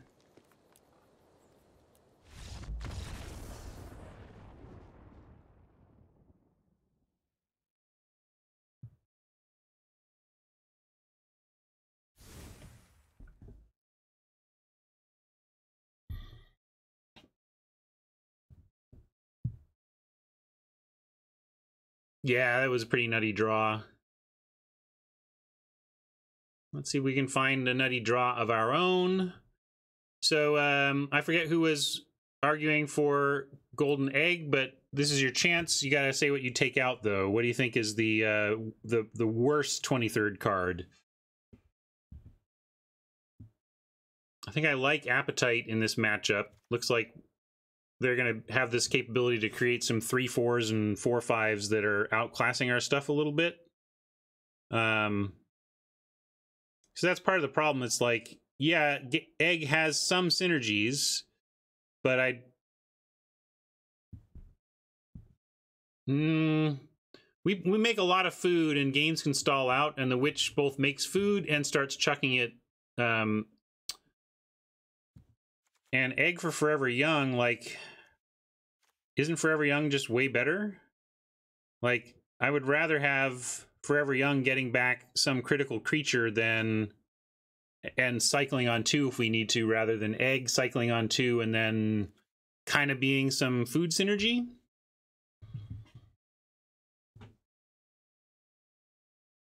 I don't think I want the bridge either. The bridge would do some blocking against this lineup, that's true.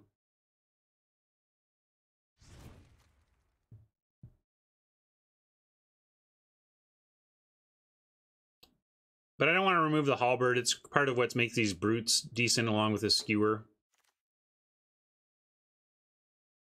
Yeah, I'm going to run it back. We make a lot of food. I just don't think cat is the answer.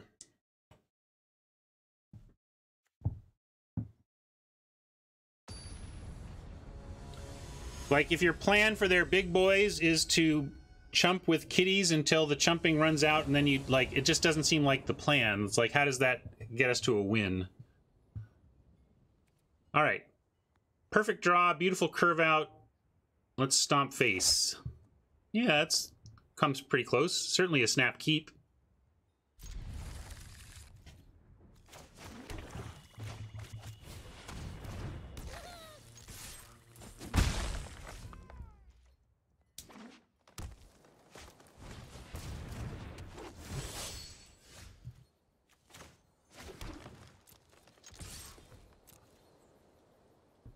We're telegraphing.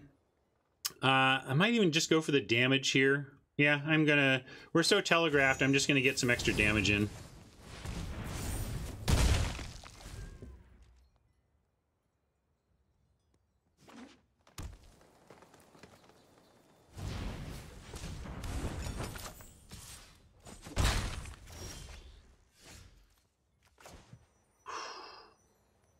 I'm not going to use a reeve on... We could use a reeve on the tracker, but I think I'd rather just take a no food foreboding fruit here. Make sure we get Conrad on time.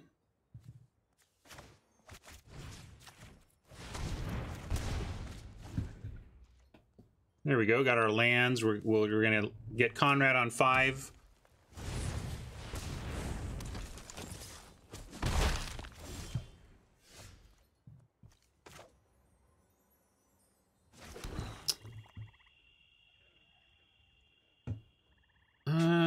Here I just like Carver pass. We'll use the halberd later.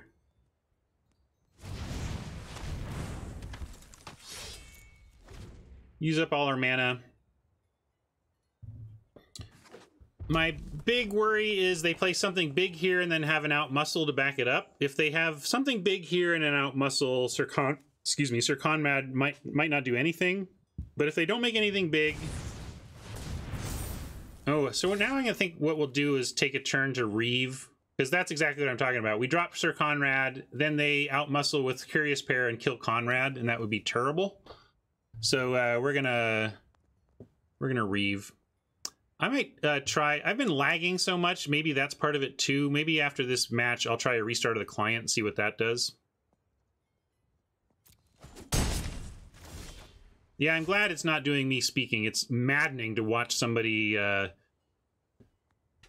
speak when it's not synced. Okay, so also we could let's see, we could get a 5. Oh, it's a human, so we can't put it there. We can make a 3/2 that outmuscles. No, we don't have enough. We can't do both of these. All right, I'm just trying to find something besides Reeve Soul Curious Pair, but we don't have it. So we're gonna Reeve Soul Curious Pair.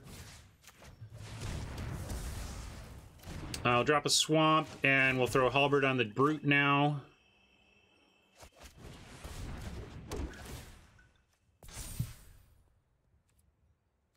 And we don't even need to activate. We can just...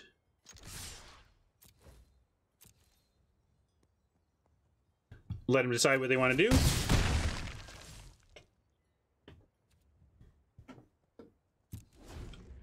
Well, the cool thing is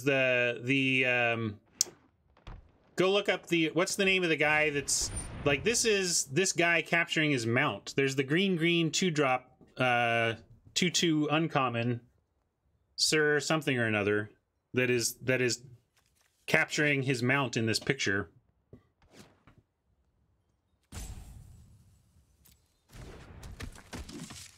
Sir Farron, yeah, thank you. So that's Sir Farron capturing his mount, which I think is awesome.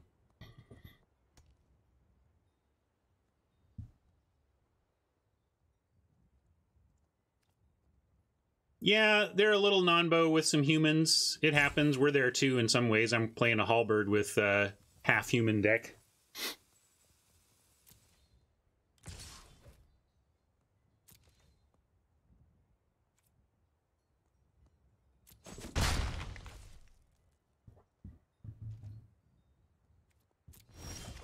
All right, nice. I was going to consider doing an out muscle or even, you know, we could do Conrad here, but I just like Deathless Knight shove. Deathless Knight, Unblockable Gingerbrute shove. We could just do Conrad, Unblockable Gingerbrute shove, and then Deathless Knight next turn too. Yeah, actually I'm going to do that.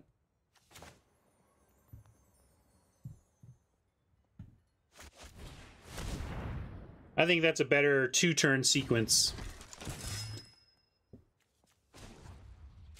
And we can offer Carver here and get Conrad damage if they accept the trade.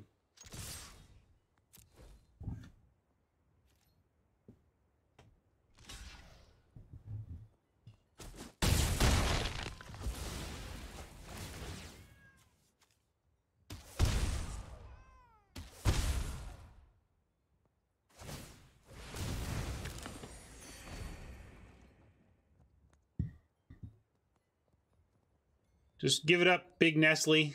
We got this one. You just gotta let it go. Yeah! We found it. Took game 3 this time, but we got there. After getting destroyed in game 2. We pulled out the 3rd. Alright, so I'm gonna try a reset of the client, see if that helps the audio sync. If it does not, maybe we can take a minute to try and solve that. Oh yeah, I didn't do a par poll, did I? A little late for that now, but maybe while I'm spinning back up anyway, we can do it.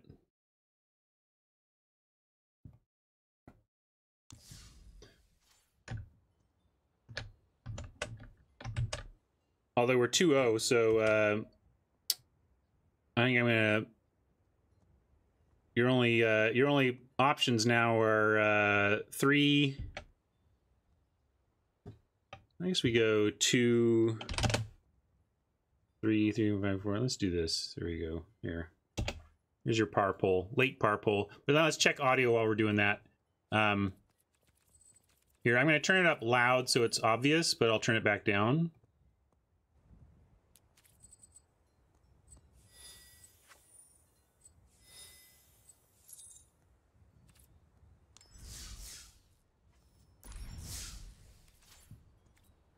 I'm just clicking around to give you audio cues.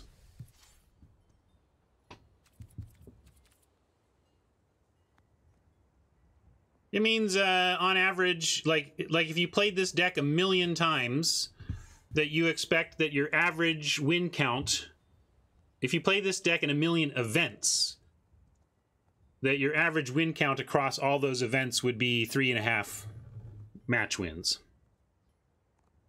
We looked at that earlier. It's just draft. It's Eldraine draft, but everybody starts at 10 life, so it's like hyper aggro. No, we are. We're doing some sound check. We're at 2-0 actually, but I'm not hearing from anybody. How's the audio? So I'm gonna roll over and listen for the cues here.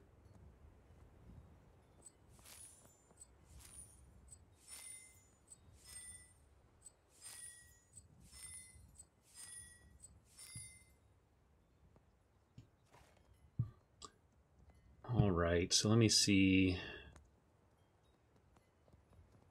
Advanced audio. This is desktop audio. So there's 1,000 milliseconds in a second, right? That's what milli means, or is it 100? Is it 100 or 1,000? 1,000. So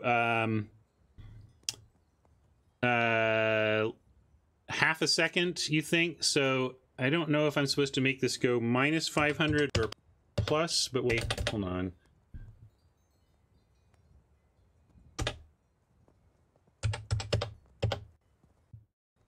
It only gives me one direction anyway. Okay, so let's try this. Now, how does this feel?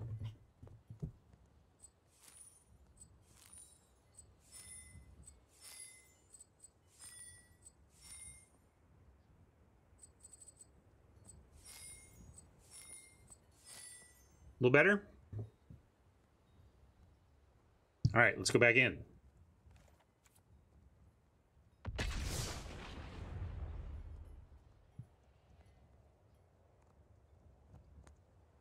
Oh, see you, Big Nestle. Good game. Didn't notice that our last round Oppo came in and said something, but thanks for the game, Nestle.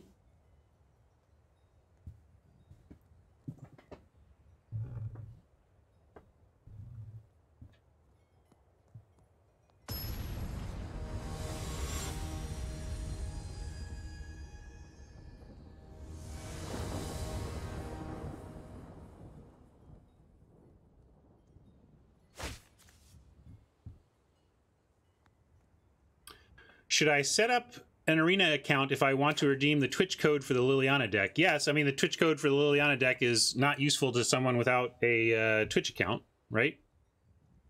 So anyway, yeah, snap keep this. Well, I appreciate the conscientious non-sniping, Nestle. GG's.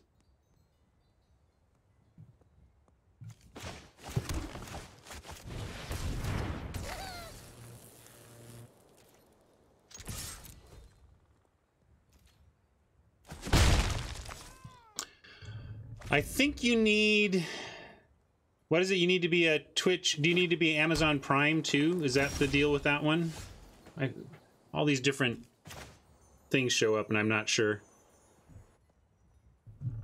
It's way off? The sound's way off now?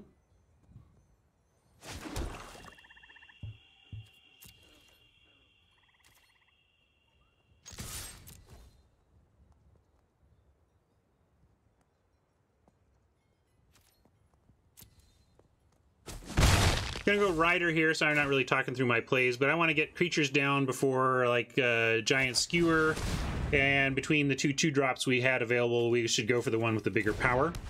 Also, with Gingerbrute as food, so by playing the Rider, we do have the option to trade Rider plus Gingerbrute for, well, never mind. Scorching Dragonfire says other plans.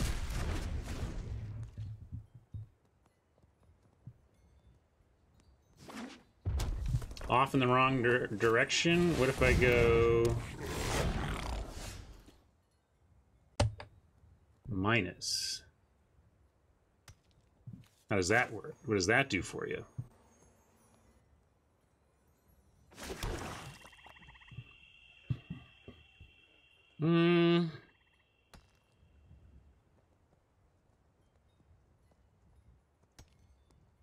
What I did is put it a half a second in the other direction. I wasn't sure if I was supposed to go positive half a second or negative half a second, so I adjusted it the other direction. Let me know if there's a noticeable change here.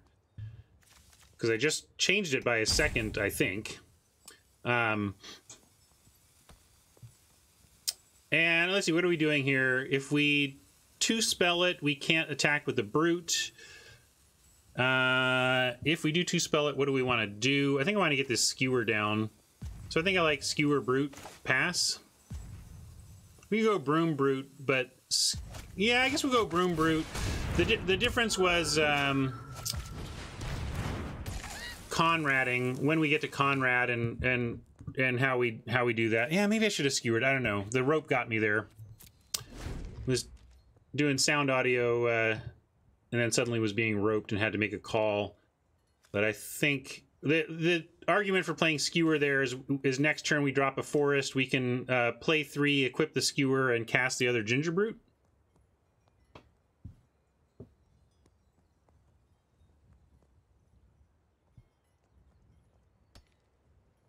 I don't know if it's negligible. You mean, I don't know if you're talking audio or... Oh yeah, it's true, another Grumgully deck.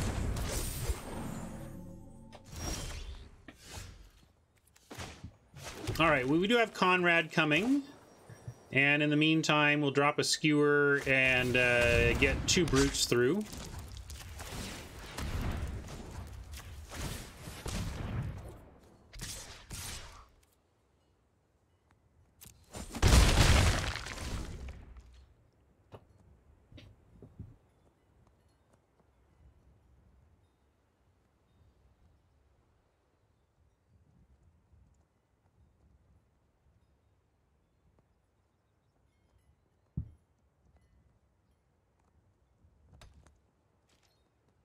Well, we've explored the minus 500 and 500, so now I'm going to reset it to 0. So now I'm going to take, I've now undone all of the audio tweaking I did, and we'll see what happens.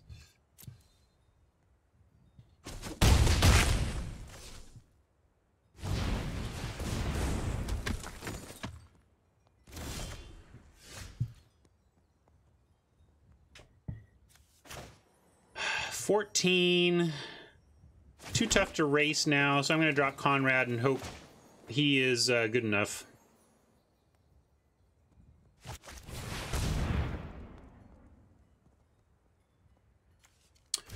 Well, when I was at minus 500, you said it was early, and now at 0, you're saying half a second late. Let me try minus 250.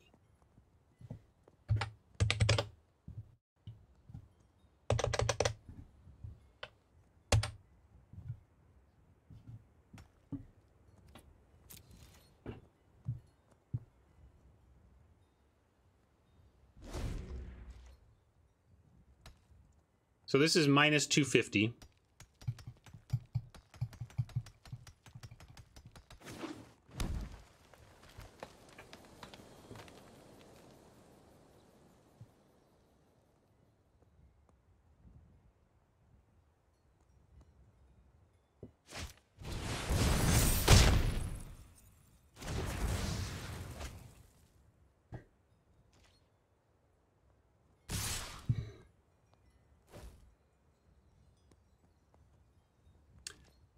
That's rough and probably game ending.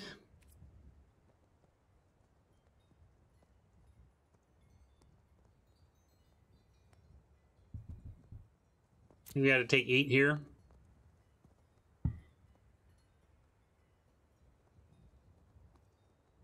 That was like their... Well, I guess they had red. They could have had the 5-drop red removal spell too. Outmuscle is good when you got 3 green, that's for sure. I mean, if they didn't have the Acolyte and they had had to do that for a trade, it would have been fine. I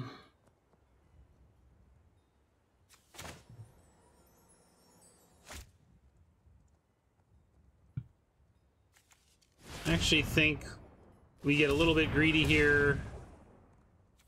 And Fruit, looking for more land. Drop the bell.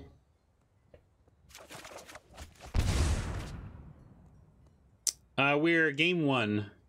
Unfortunately, I wish they'd fix the bug that has my game count hidden behind my account free-to-play info. All right, we could witch. What does that get us? We get a block on the pair. Bell threatens to eat the pair and to combo with a brute to take down one of these two. I think we need to threaten to combo to take down one of the 4 toughness.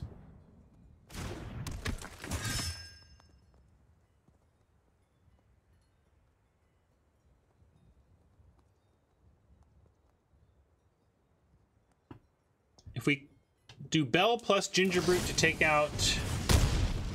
All right.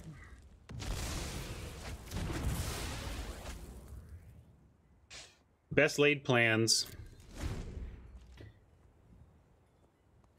Hyper brutal.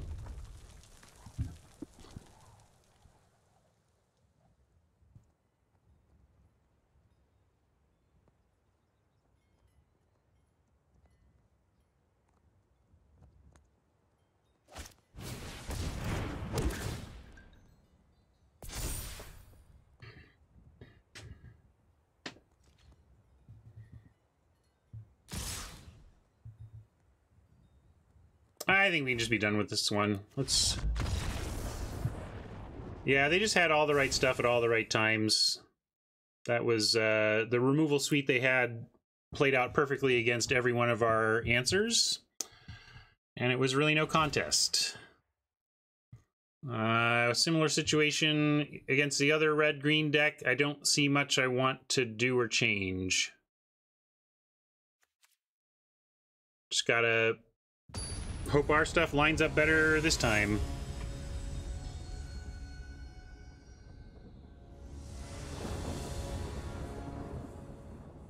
Yeah, I considered Lash before against kind of big green, but it didn't quite make the cut. I'd rather just go with the pump spell we already have.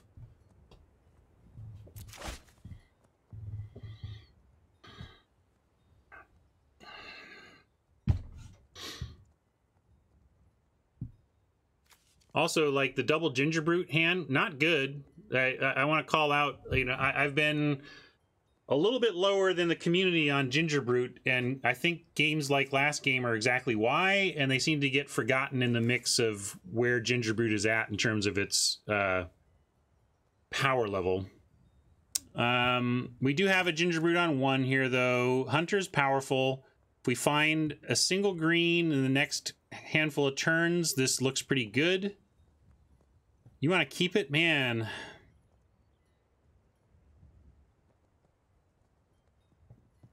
Sketchy keep, sketchy mull. I'm going to mull again.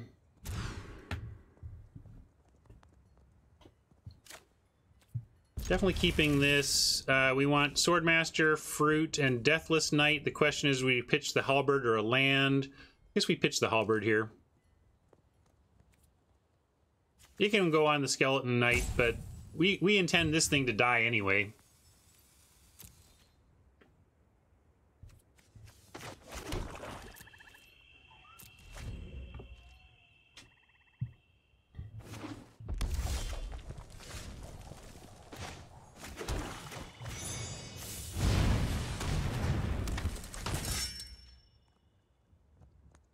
Wouldn't mind a swamp, but basically the only draw I don't want is a forest. Forest is the worst draw in our deck. Everything else is fine, especially that. See if they want to burn this out of the sky. Nah, they're being patient. I think they have the burn spell, and we're going to give them the Hunter. But the burn spell, I think, is exile, right? So better for them to take out the Hunter than the Deathless Knight.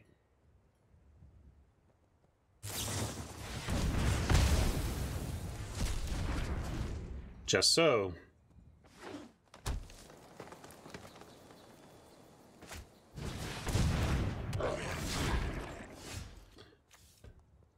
Out muscle. So, we can 2-for-1 ourselves to get this Grumgully dead right now. Or we can Deathless Knight, or we could even cast Fruit looking for another forest so that we can outmuscle next turn. I think I'm down for Deathless and Smash. Yeah, Deathless and Smash seems good. I can't quite bring myself to 2-for-1 myself, so I guess I'm Deathless and Smash.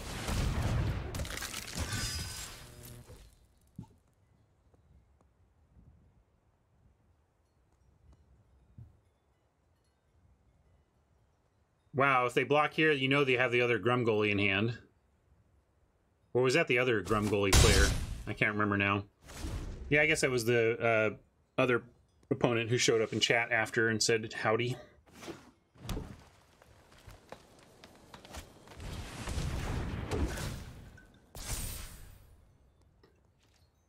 Forest off the top one time. I was saying Forest was the worst draw on the deck like 1 turn ago. Now it's the one I want. But we don't know this opponent has 2 is what I'm saying, right? Was the 2 Grumgully last game or last match? Hey, we found the Forest. Clean living.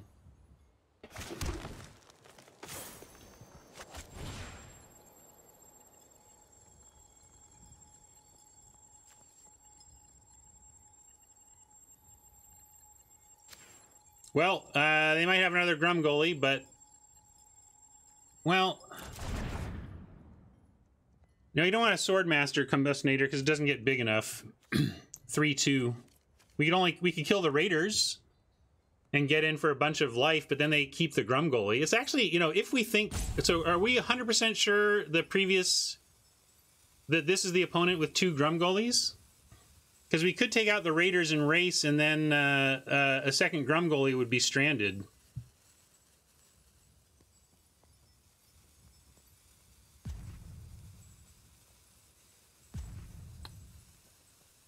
Okay, then I'm going to let this hourglass go, and we're going to work this out. Do we want to outmuscle Swordmaster and take out the Raiders in Race, or take out Grumgully with Deathless Knight and I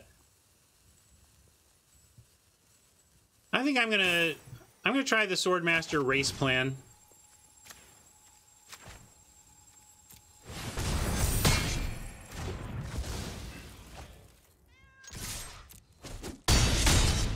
Yeah, it's a 6-point swing on life. It's just if we get stonewalled by big stuff, it doesn't matter that we've taken a life advantage.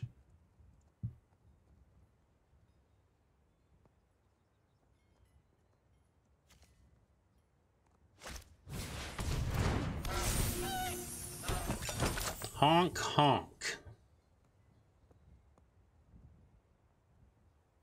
Well, Deathless is still a good attack.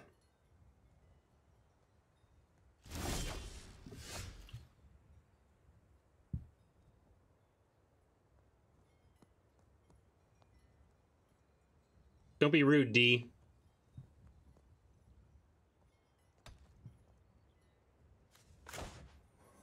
All right, downfall the Grumgully, and then we're looking good.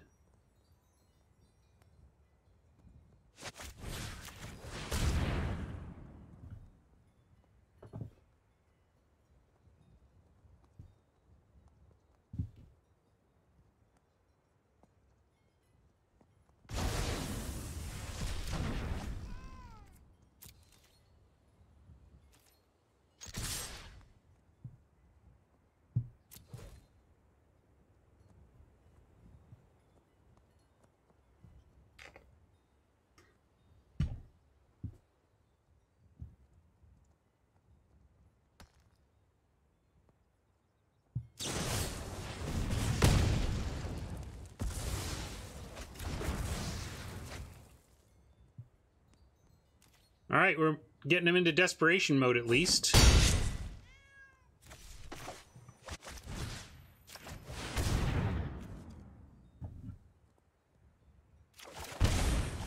No food for us, but still wanted the cards.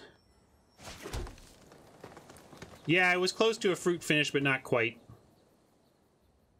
Couldn't give him the cards.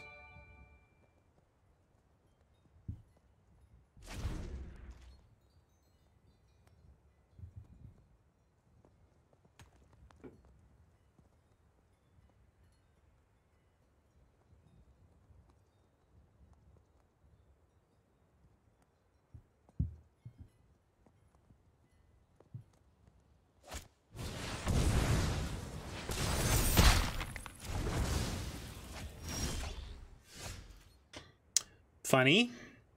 Let's just win.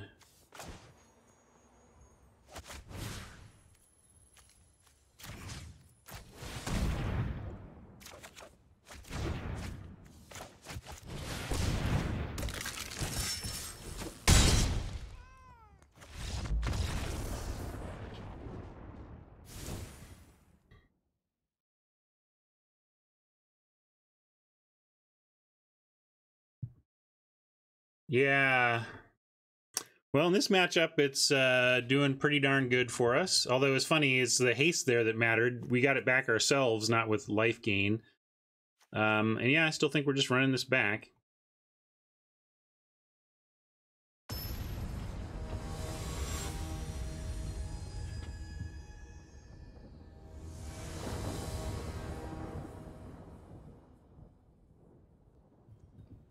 I imagine Goose is the only flyer in a red-green deck. Yeah, we're definitely not bringing in a Fell just for the Goose. Boy, mana's been a bit rough on us. We're going to keep this one because we have Rider, Broom, and Ginger Brute all on our opening mana. So that gives us some time to find some black.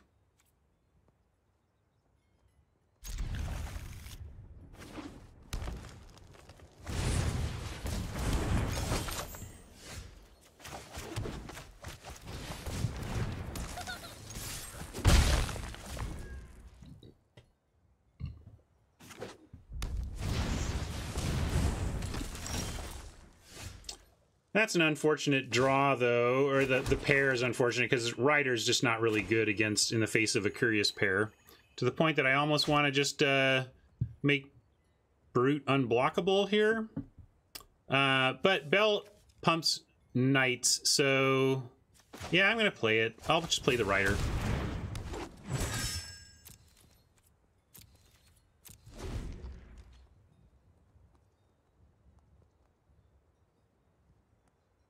No removal on our side yet. That makes me nervous. Grumgoalie could come down here and cramp our style big time.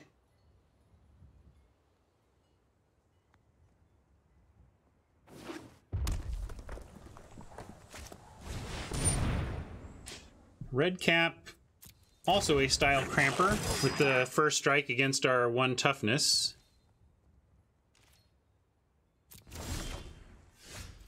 All right, Skewer is interesting. You go Skewer and attack with Ginger Brute.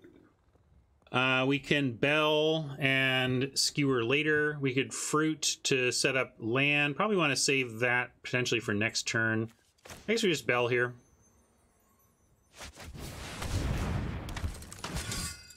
And my other complaint about the Ginger Brute is becoming apparent here. Yeah, turn 1 Ginger Brute can be, quote, good, but it's kind of like it has a 1 mana upkeep to actually do its thing in that spot. And it's this happens a lot where you just don't attack with your Brute because you need to develop your board fully.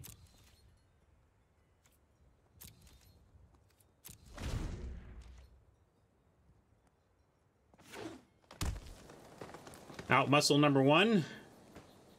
Putting a counter on a Raging Red Cap. Ooh, okay. Halberd on a Raging Red Cap is no joke.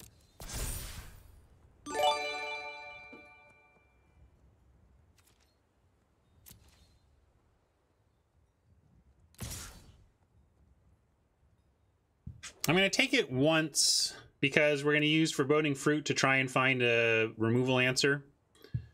And then we'll start jumping after that. But I'm going to take 1 east. I mean, I guess they could go +5/+5, but even then we're not dead, so okay.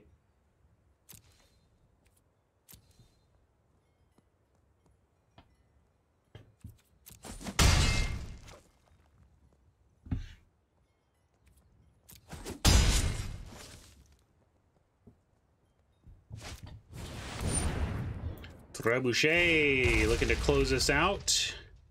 That could be a thing we force block while it's summoning sick. But we have a tough spot here, no question about it.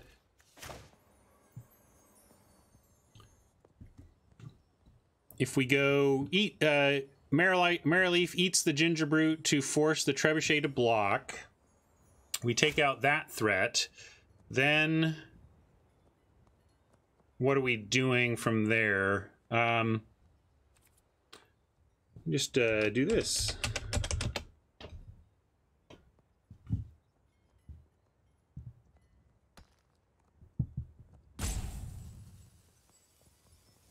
Yeah, we can Skewer Broom after that.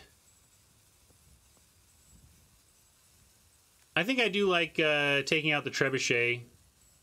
The Red Cap we can probably find an answer for, but if we find an answer for the Red Cap and then we're just dying to the Trebuchet, then that's no good.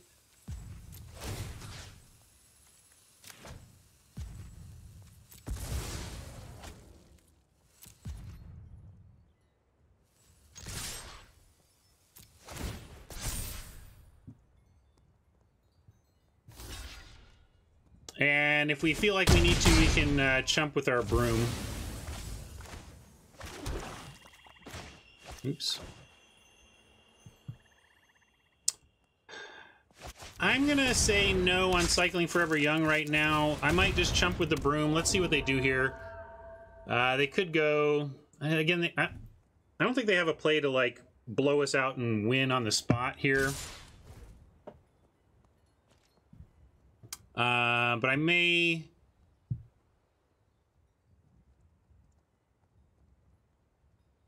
Maybe time to chump.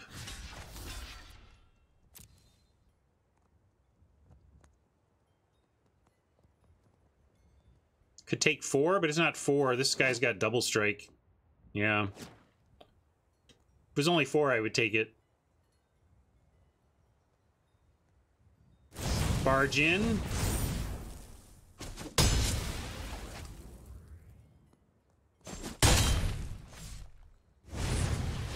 Yeah, we couldn't beat Barge in, so I didn't really play around it. All right, Deathless gives us some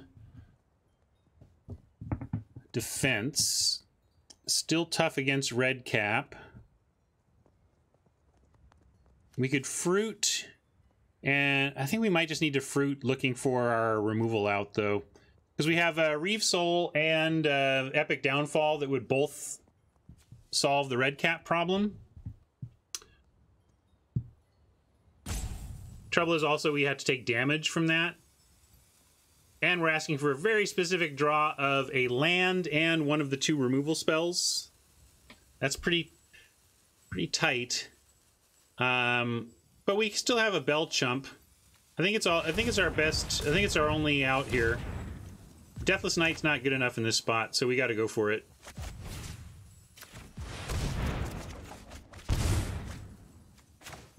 No, so do that. And now I will go ahead and cycle Forever Young while we have capability.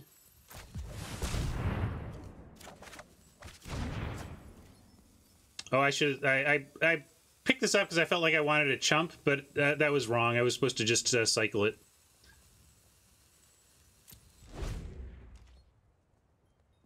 But a Tree Folk next turn could be okay too.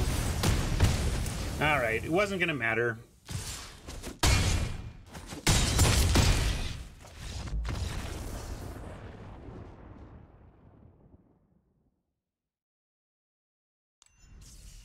Yes, newbie, you can be tilted about that.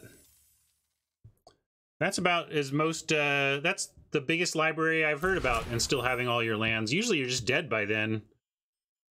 It's hard to flood that badly and still be alive is the thing. All right, took that loss.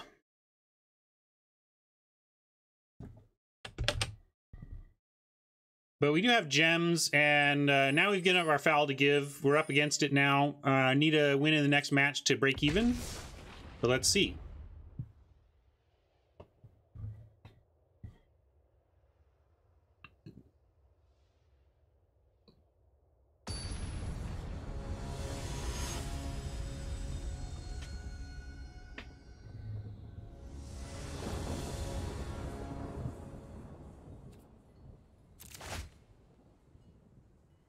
Okay, keeping this. Oppo Moles to give us a good start.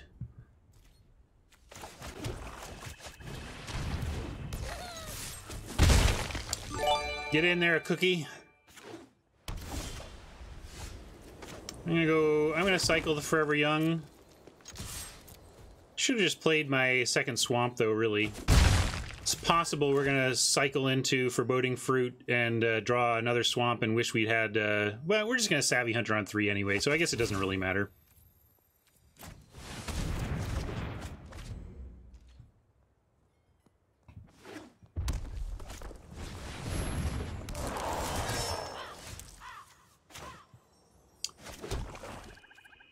Yeah, I'll offer a Brute here. They can just trade Brute for Dummy if they want, and then I'm gonna play the Hunter.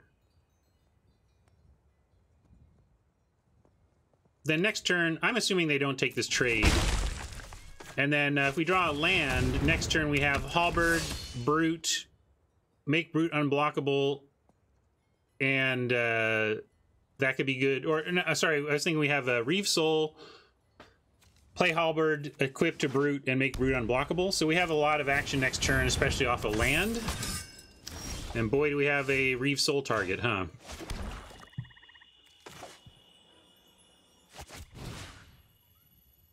I don't think they have anything that can increase its power for white, a single white, so this should work.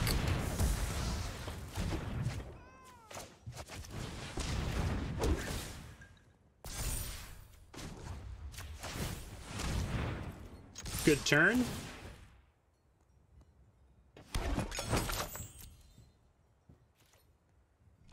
Ah, looks like I have Outflank. Okay, I'll trade Dummy and Outflank for the Hunter.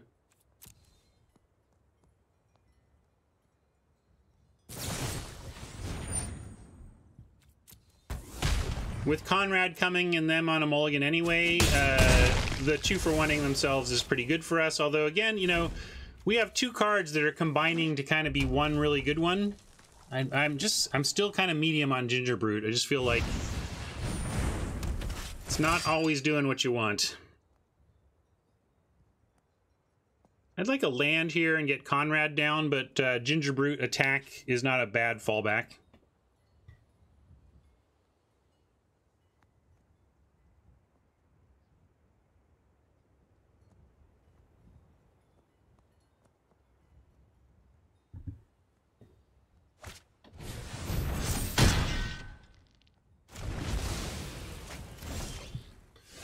All right, that's pretty aggro, but we're going to get pretty aggro here. I'm going to start on Ginger Brute, Carver, and then we have Carver next turn if we don't draw a land. By Carver, I mean, of course, cast the instant here.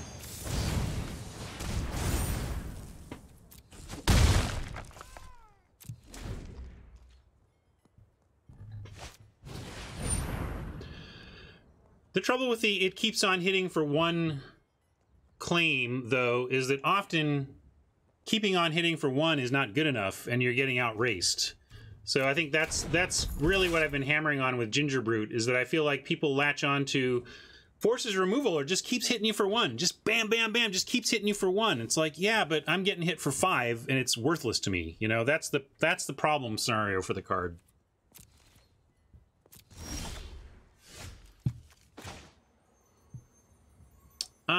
Okay, we have a couple of plays here. Yeah, it's got all these little things, I know. It's not, and there's food synergy. There's all these things that can make it add up to a card. It's just that I think it ends up in a lot of decks where it has not added up to a card.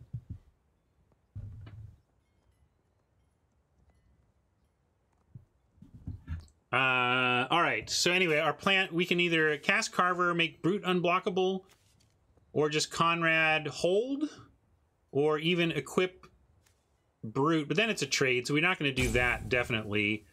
I guess it's... No, I like Carver, Brute, and then Conrad next turn.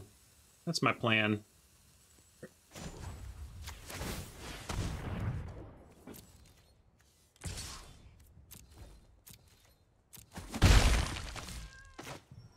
One of the things I like doing is setting up our creature board ahead of a main phase Conrad that means trades are bad for Oppo.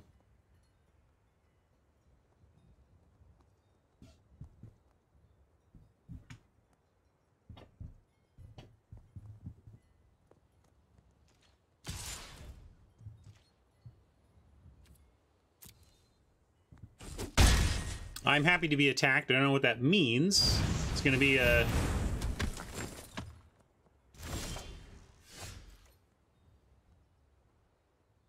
Yeah, all right, so we'll just Conrad here and offer trades. No, I think this is the most flavorful set of all time.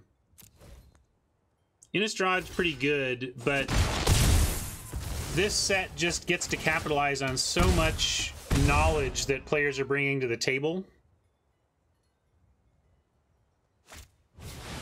So much cultural knowledge. All right, that's not unreasonable. Do they get the static effect? Or does it lose all abilities? Loses all abilities, okay.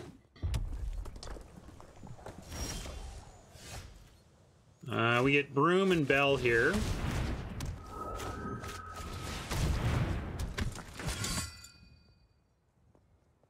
And if we attack with a Carver, they just trade with the 7 dwarves. I'm going to wait and we'll do a bigger attack next turn with the Halberd equipped somewhere.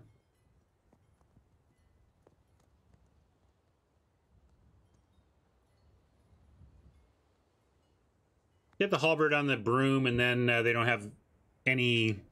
The dragon can't eat anything. They can block with Conrad?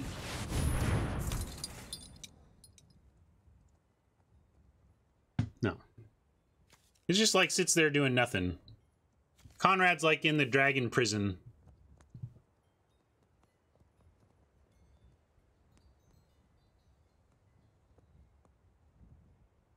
All right, we got to beat this weapon rack. Come on.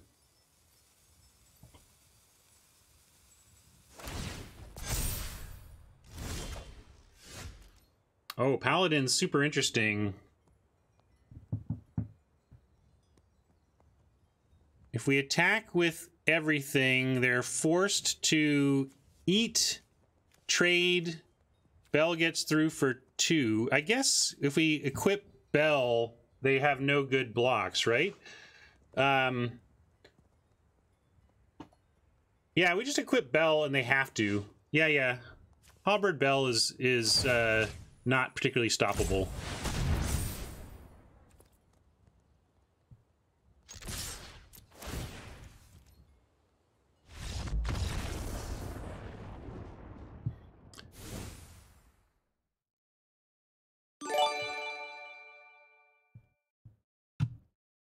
All right. White, red. Nice dragon. I guess we bring in Fell for that dragon and other flyers they might present. And I've been cutting Appetite. Maybe I'll cut it actually a Ginger Brute for it. That puts us at like 14-9, which is not ideal. But again, I've just been like, I don't know how great it actually has been.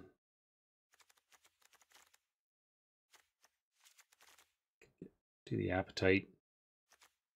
It was lethal because they only had 2 blockers, and the Bell had Menace, so they either put 2 blockers on the 5-power Menace, and the 2 and the 3 get through, or they double block. They block each of the 2 and the 3, and the 5 gets through.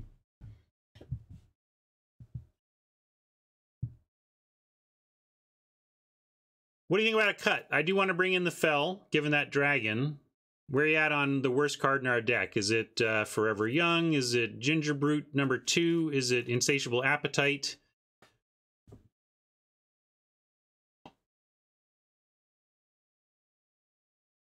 It was stolen by a dragon. It wasn't their Conrad. It was ours. All right, nobody seems to have suggestions. I'm going to go with Appetite. No, I'm never cutting Carver over Appetite. I like my combat tricks on a creature.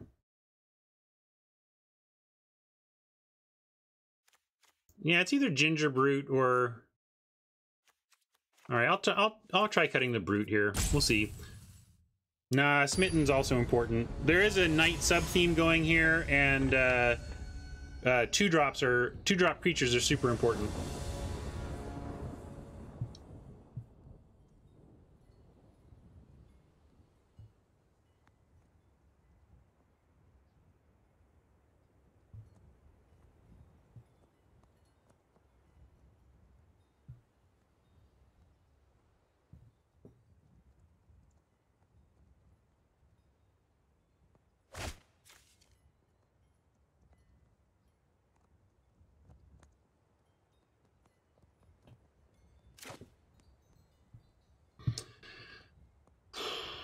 Well, I wish this was a Ginger Brute.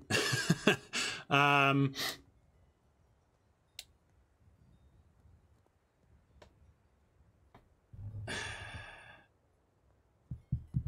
think we have to keep. We have both of our mana. We have a nice 4. We have removal for their bomb. We have to draw out, but we're only asking for... All we're asking for our deck is to ship us some early drops. I don't know, here, I might have time to poll this. See what the people think. This is far off from being useful. This is kind of in for their bomb. We don't know what other white flyers we might have seen or whatever. This is far from useful, and this is 4. It is a tough one. We're not doing anything soon, so what the risk here is that we don't get any early action. All right, I'll follow chat down here on this one. Yeah, maybe we'll regret it, but we'll see.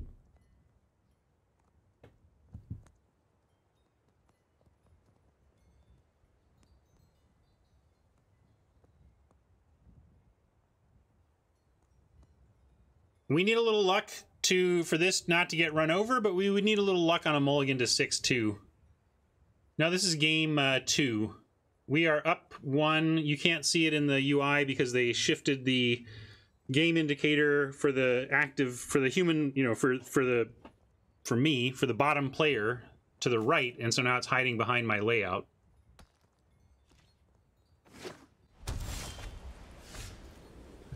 All right, well that gives us something to do on 2.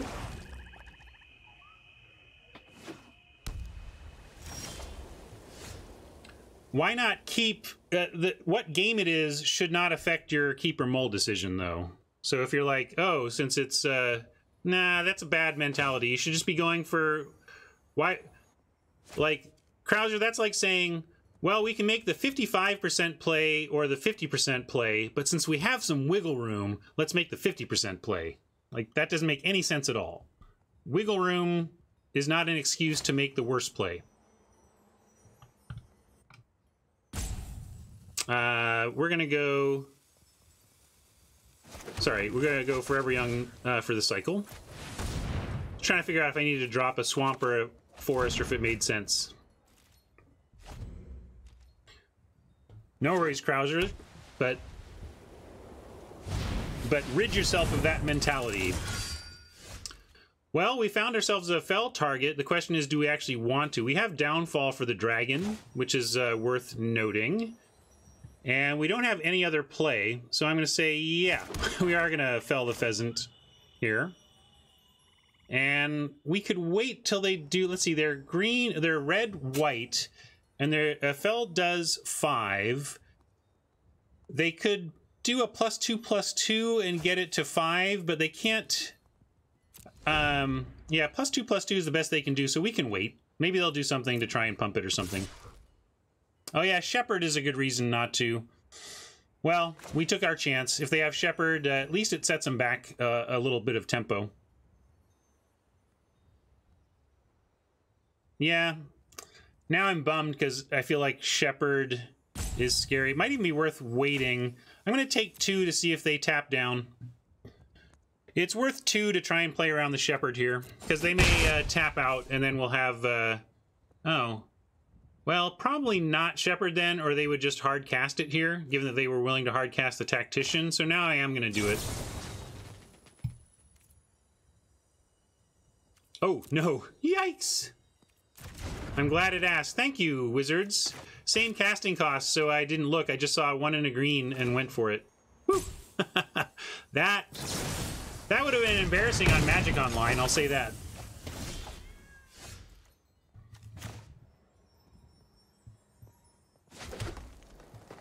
Hunter's a nice draw, but we're going to go max mana here and just Deathless.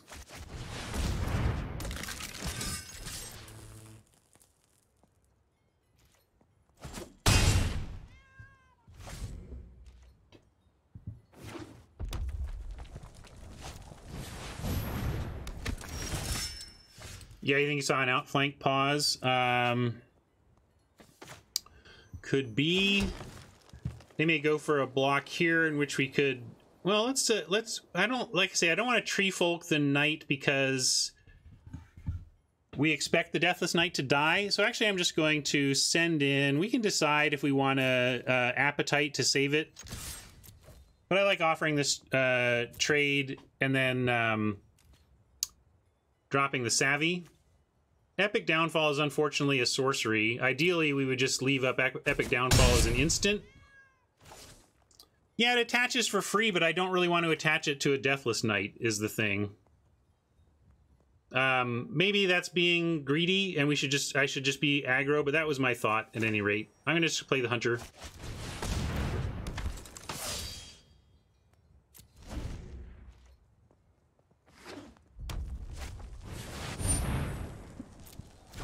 Sir All In is going to eat an Epic Downfall, and if they...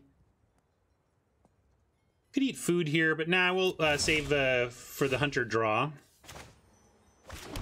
Oh man, we even get Tree Folk. So do this.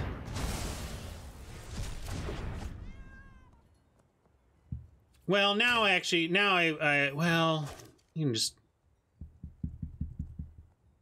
Yeah, Insatiable wins on...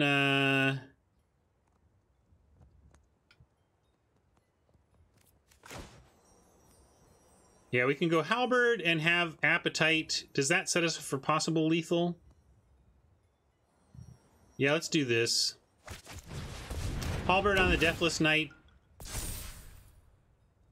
so that they aren't inclined to block it, and then we do have lethal if they don't block here.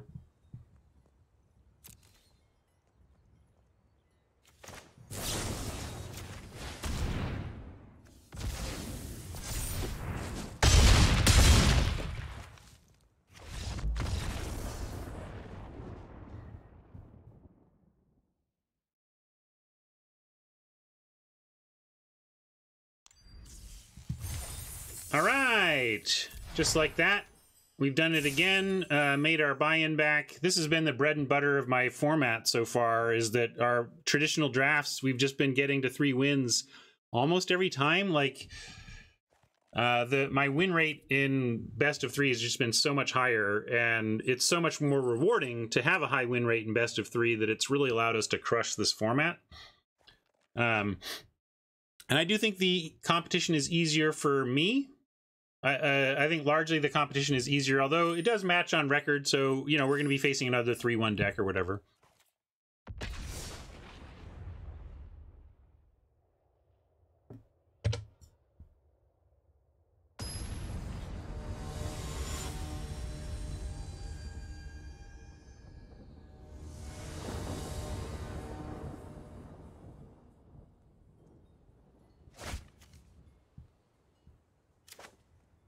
Keepable.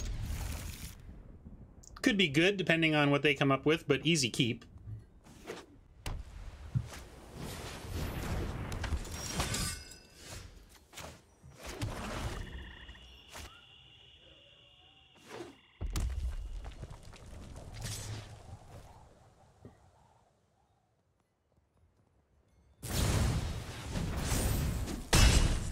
Hyper aggro from Oppo. I wonder if they're going hyper aggro, if it was better to just play a 3-1 that can attack next turn.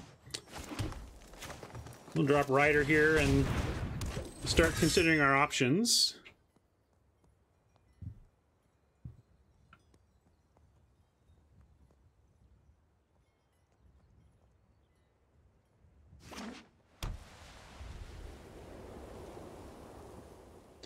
Yeah, Croaker makes an important point. If you have an over 50% win rate in general, your match win rate is going to be higher in best of 3 than it is going to be in best of 1, just because of how that math works out. We're hard up against it here. I'm kind of into trading for the Venerable Knight, letting the cap get a counter, and then downfalling the red cap. It smacks of a little bit of desperation, but they're down to three remaining cards, plus the Rimrock. We can drop a Carver at some point, although we could wait and try to win combat with the Carver is the thing. I don't think they'll block, though. That kind of play presumes that they're going to block, and I guess what we'll do is no block. We will do the play, and then if they block the Carver, fine. Or if they block the Rider, fine, and if they don't, we still have Epic Downfall that we could play, or a Skewer even if we want. Let's see why they would block, though. Do you really think I'm that bad? Yeah, that's my expectation of this 3-1 bracket here, is that they're not gonna fall for that anyway. We could even Skewer here instead.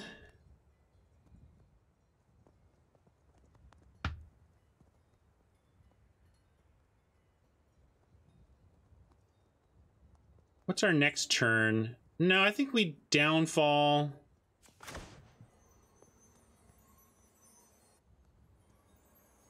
The red cap.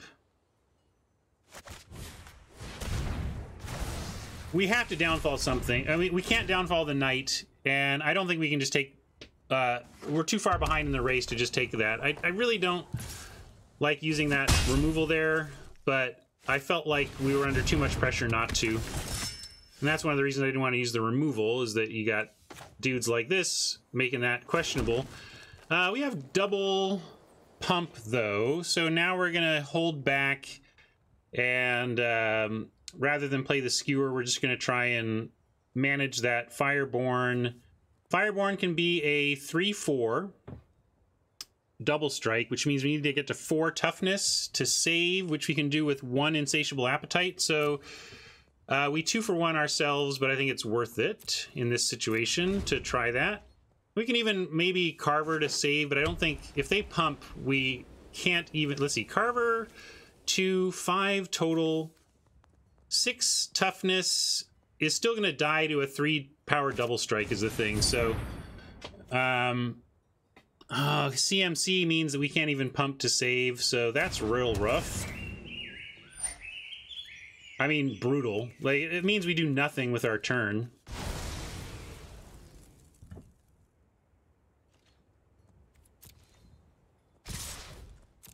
Don't think we're taking game 1, folks.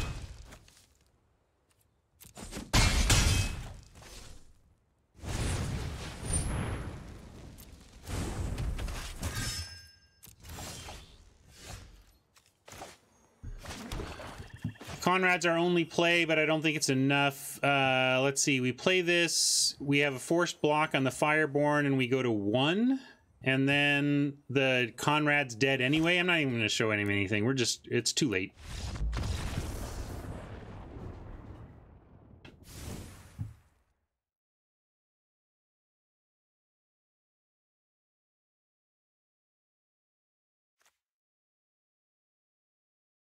Didn't see any flyers. We might presume some in aggro red-white knights because they've got the old tactician. I don't know if that's enough to bring in the fell, though.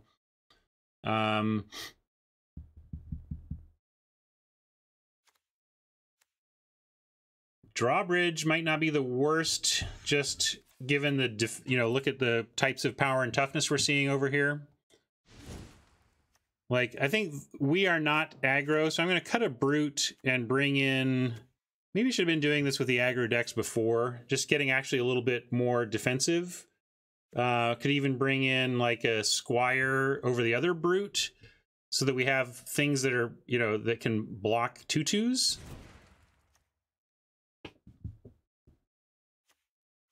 Cat, again, I just keep not... it does block Venerable and Rimrock, that's true. But it feels... it feels not good enough without the oven.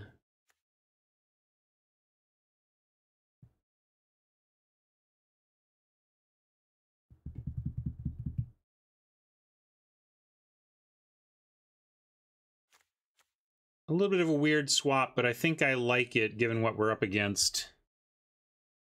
But I'll keep the other brute.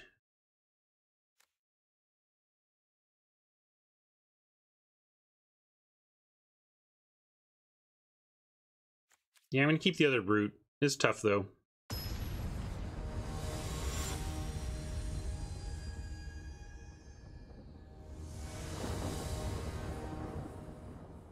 They're playing enough 1 toughness that actually I think the brute can do some blocking of its own.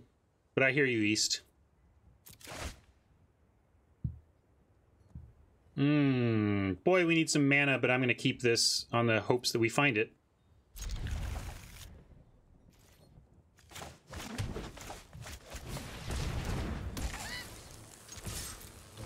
Yeah, that was where I was at. Squire could offer more trades, but Brute does do some synergistic stuff with us, with our deck. And like I said, I mean, it can still do a blocking job. And in this case, we're going to threaten to block and decide if we want to Appetite or not.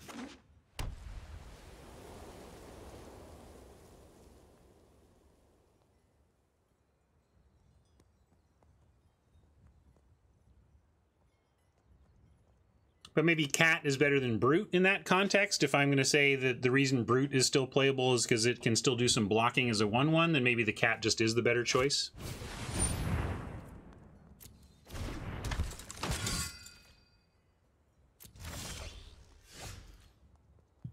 All right, no 3rd land, but a Swordmaster can give us some presents. This could be trouble, though. Could end up seeing a lot of tokens coming if we don't do something about that Worthy Knight.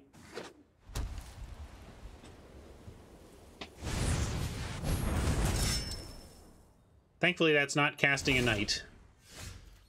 And thankfully, well, I would have taken land, but let's Reeve Soul the Worthy Knight before they go too wide for us. Could offer a Swordmaster for either one of these, but I'd rather wait till we have Insatiable at the ready.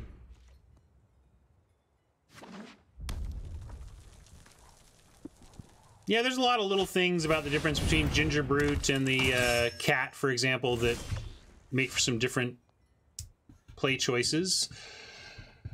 Now 3/3 becomes a 4/4, and 4/4 is enough to trade for the Fireborn, 2 for 1-ing ourselves. So yeah, we'll say we could play the Halberd, but I'm gonna go for the Appetite play.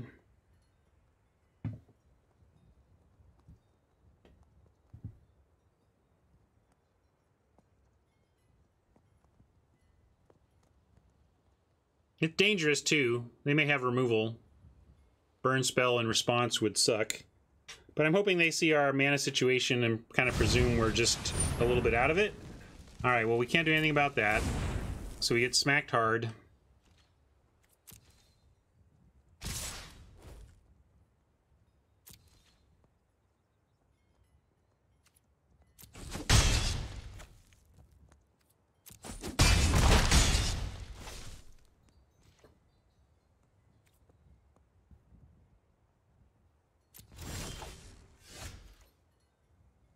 All right. Well, library's not giving us much of a chance this game, but we need to keep up the Appetite play still.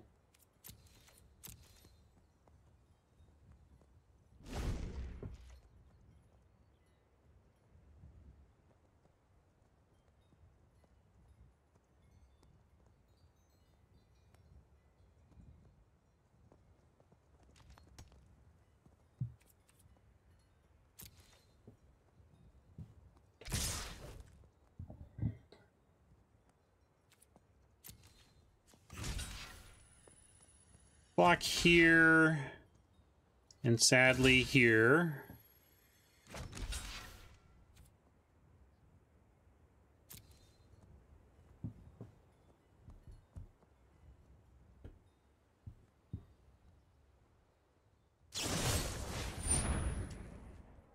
Outflank is interesting because we could save it and gain a big chunk of life and just accept this as a chump.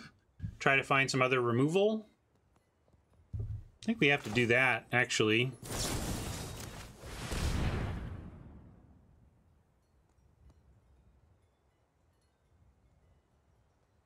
Yeah, definitely we'll sack the Brute. Good call. It's already done its job that it's going to do this game.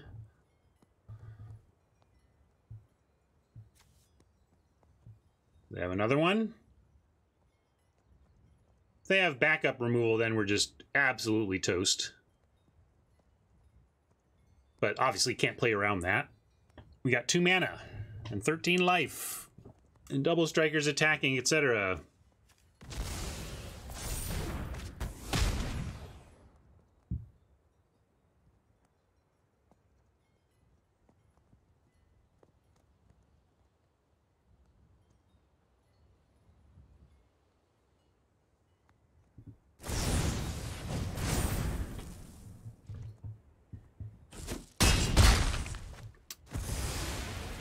Good play on their part to just use half a card to make that a trade instead of an eat. And I think that just means we're dead. Like, I guess if we draw Epic Downfall.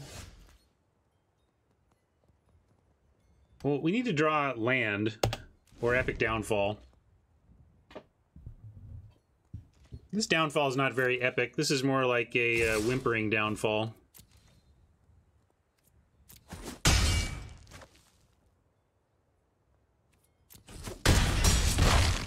Yeah, I think now it's way too late. We'll get land now because it's far too late. Here comes the land. Did you say you needed land? Oh, here's a drawbridge. All right.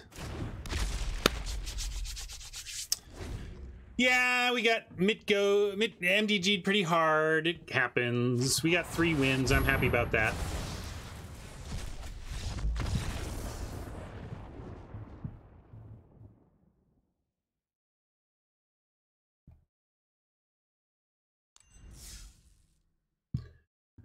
Would have liked to have forced a game 3 there. I think we had a deck to do it.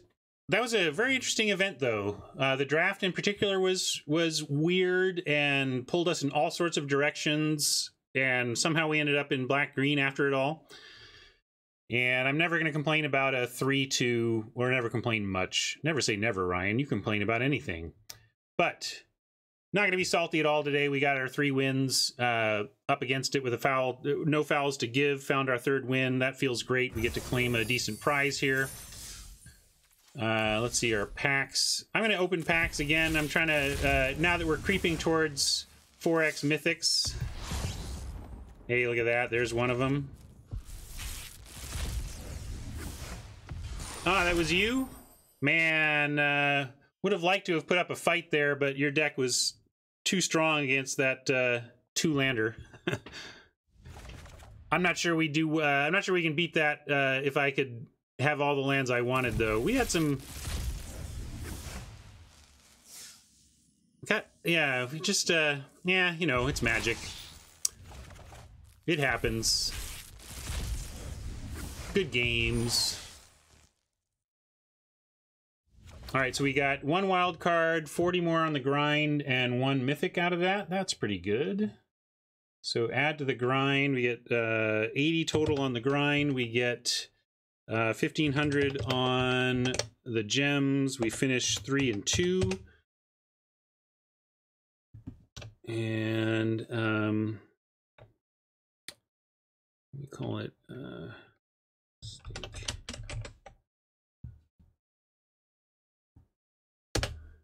All right, cool. Let's pop to Soapbox and we'll say hello and goodbye.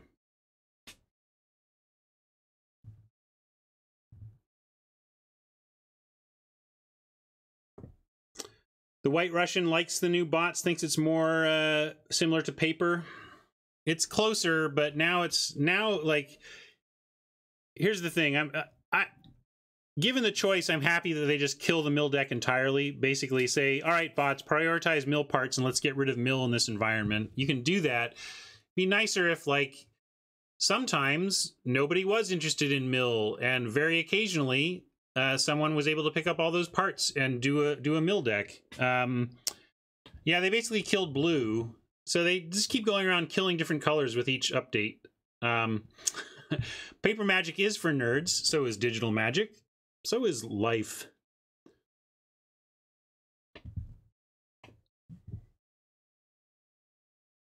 Yeah, so now it just feels like we're in the mono red aggro world.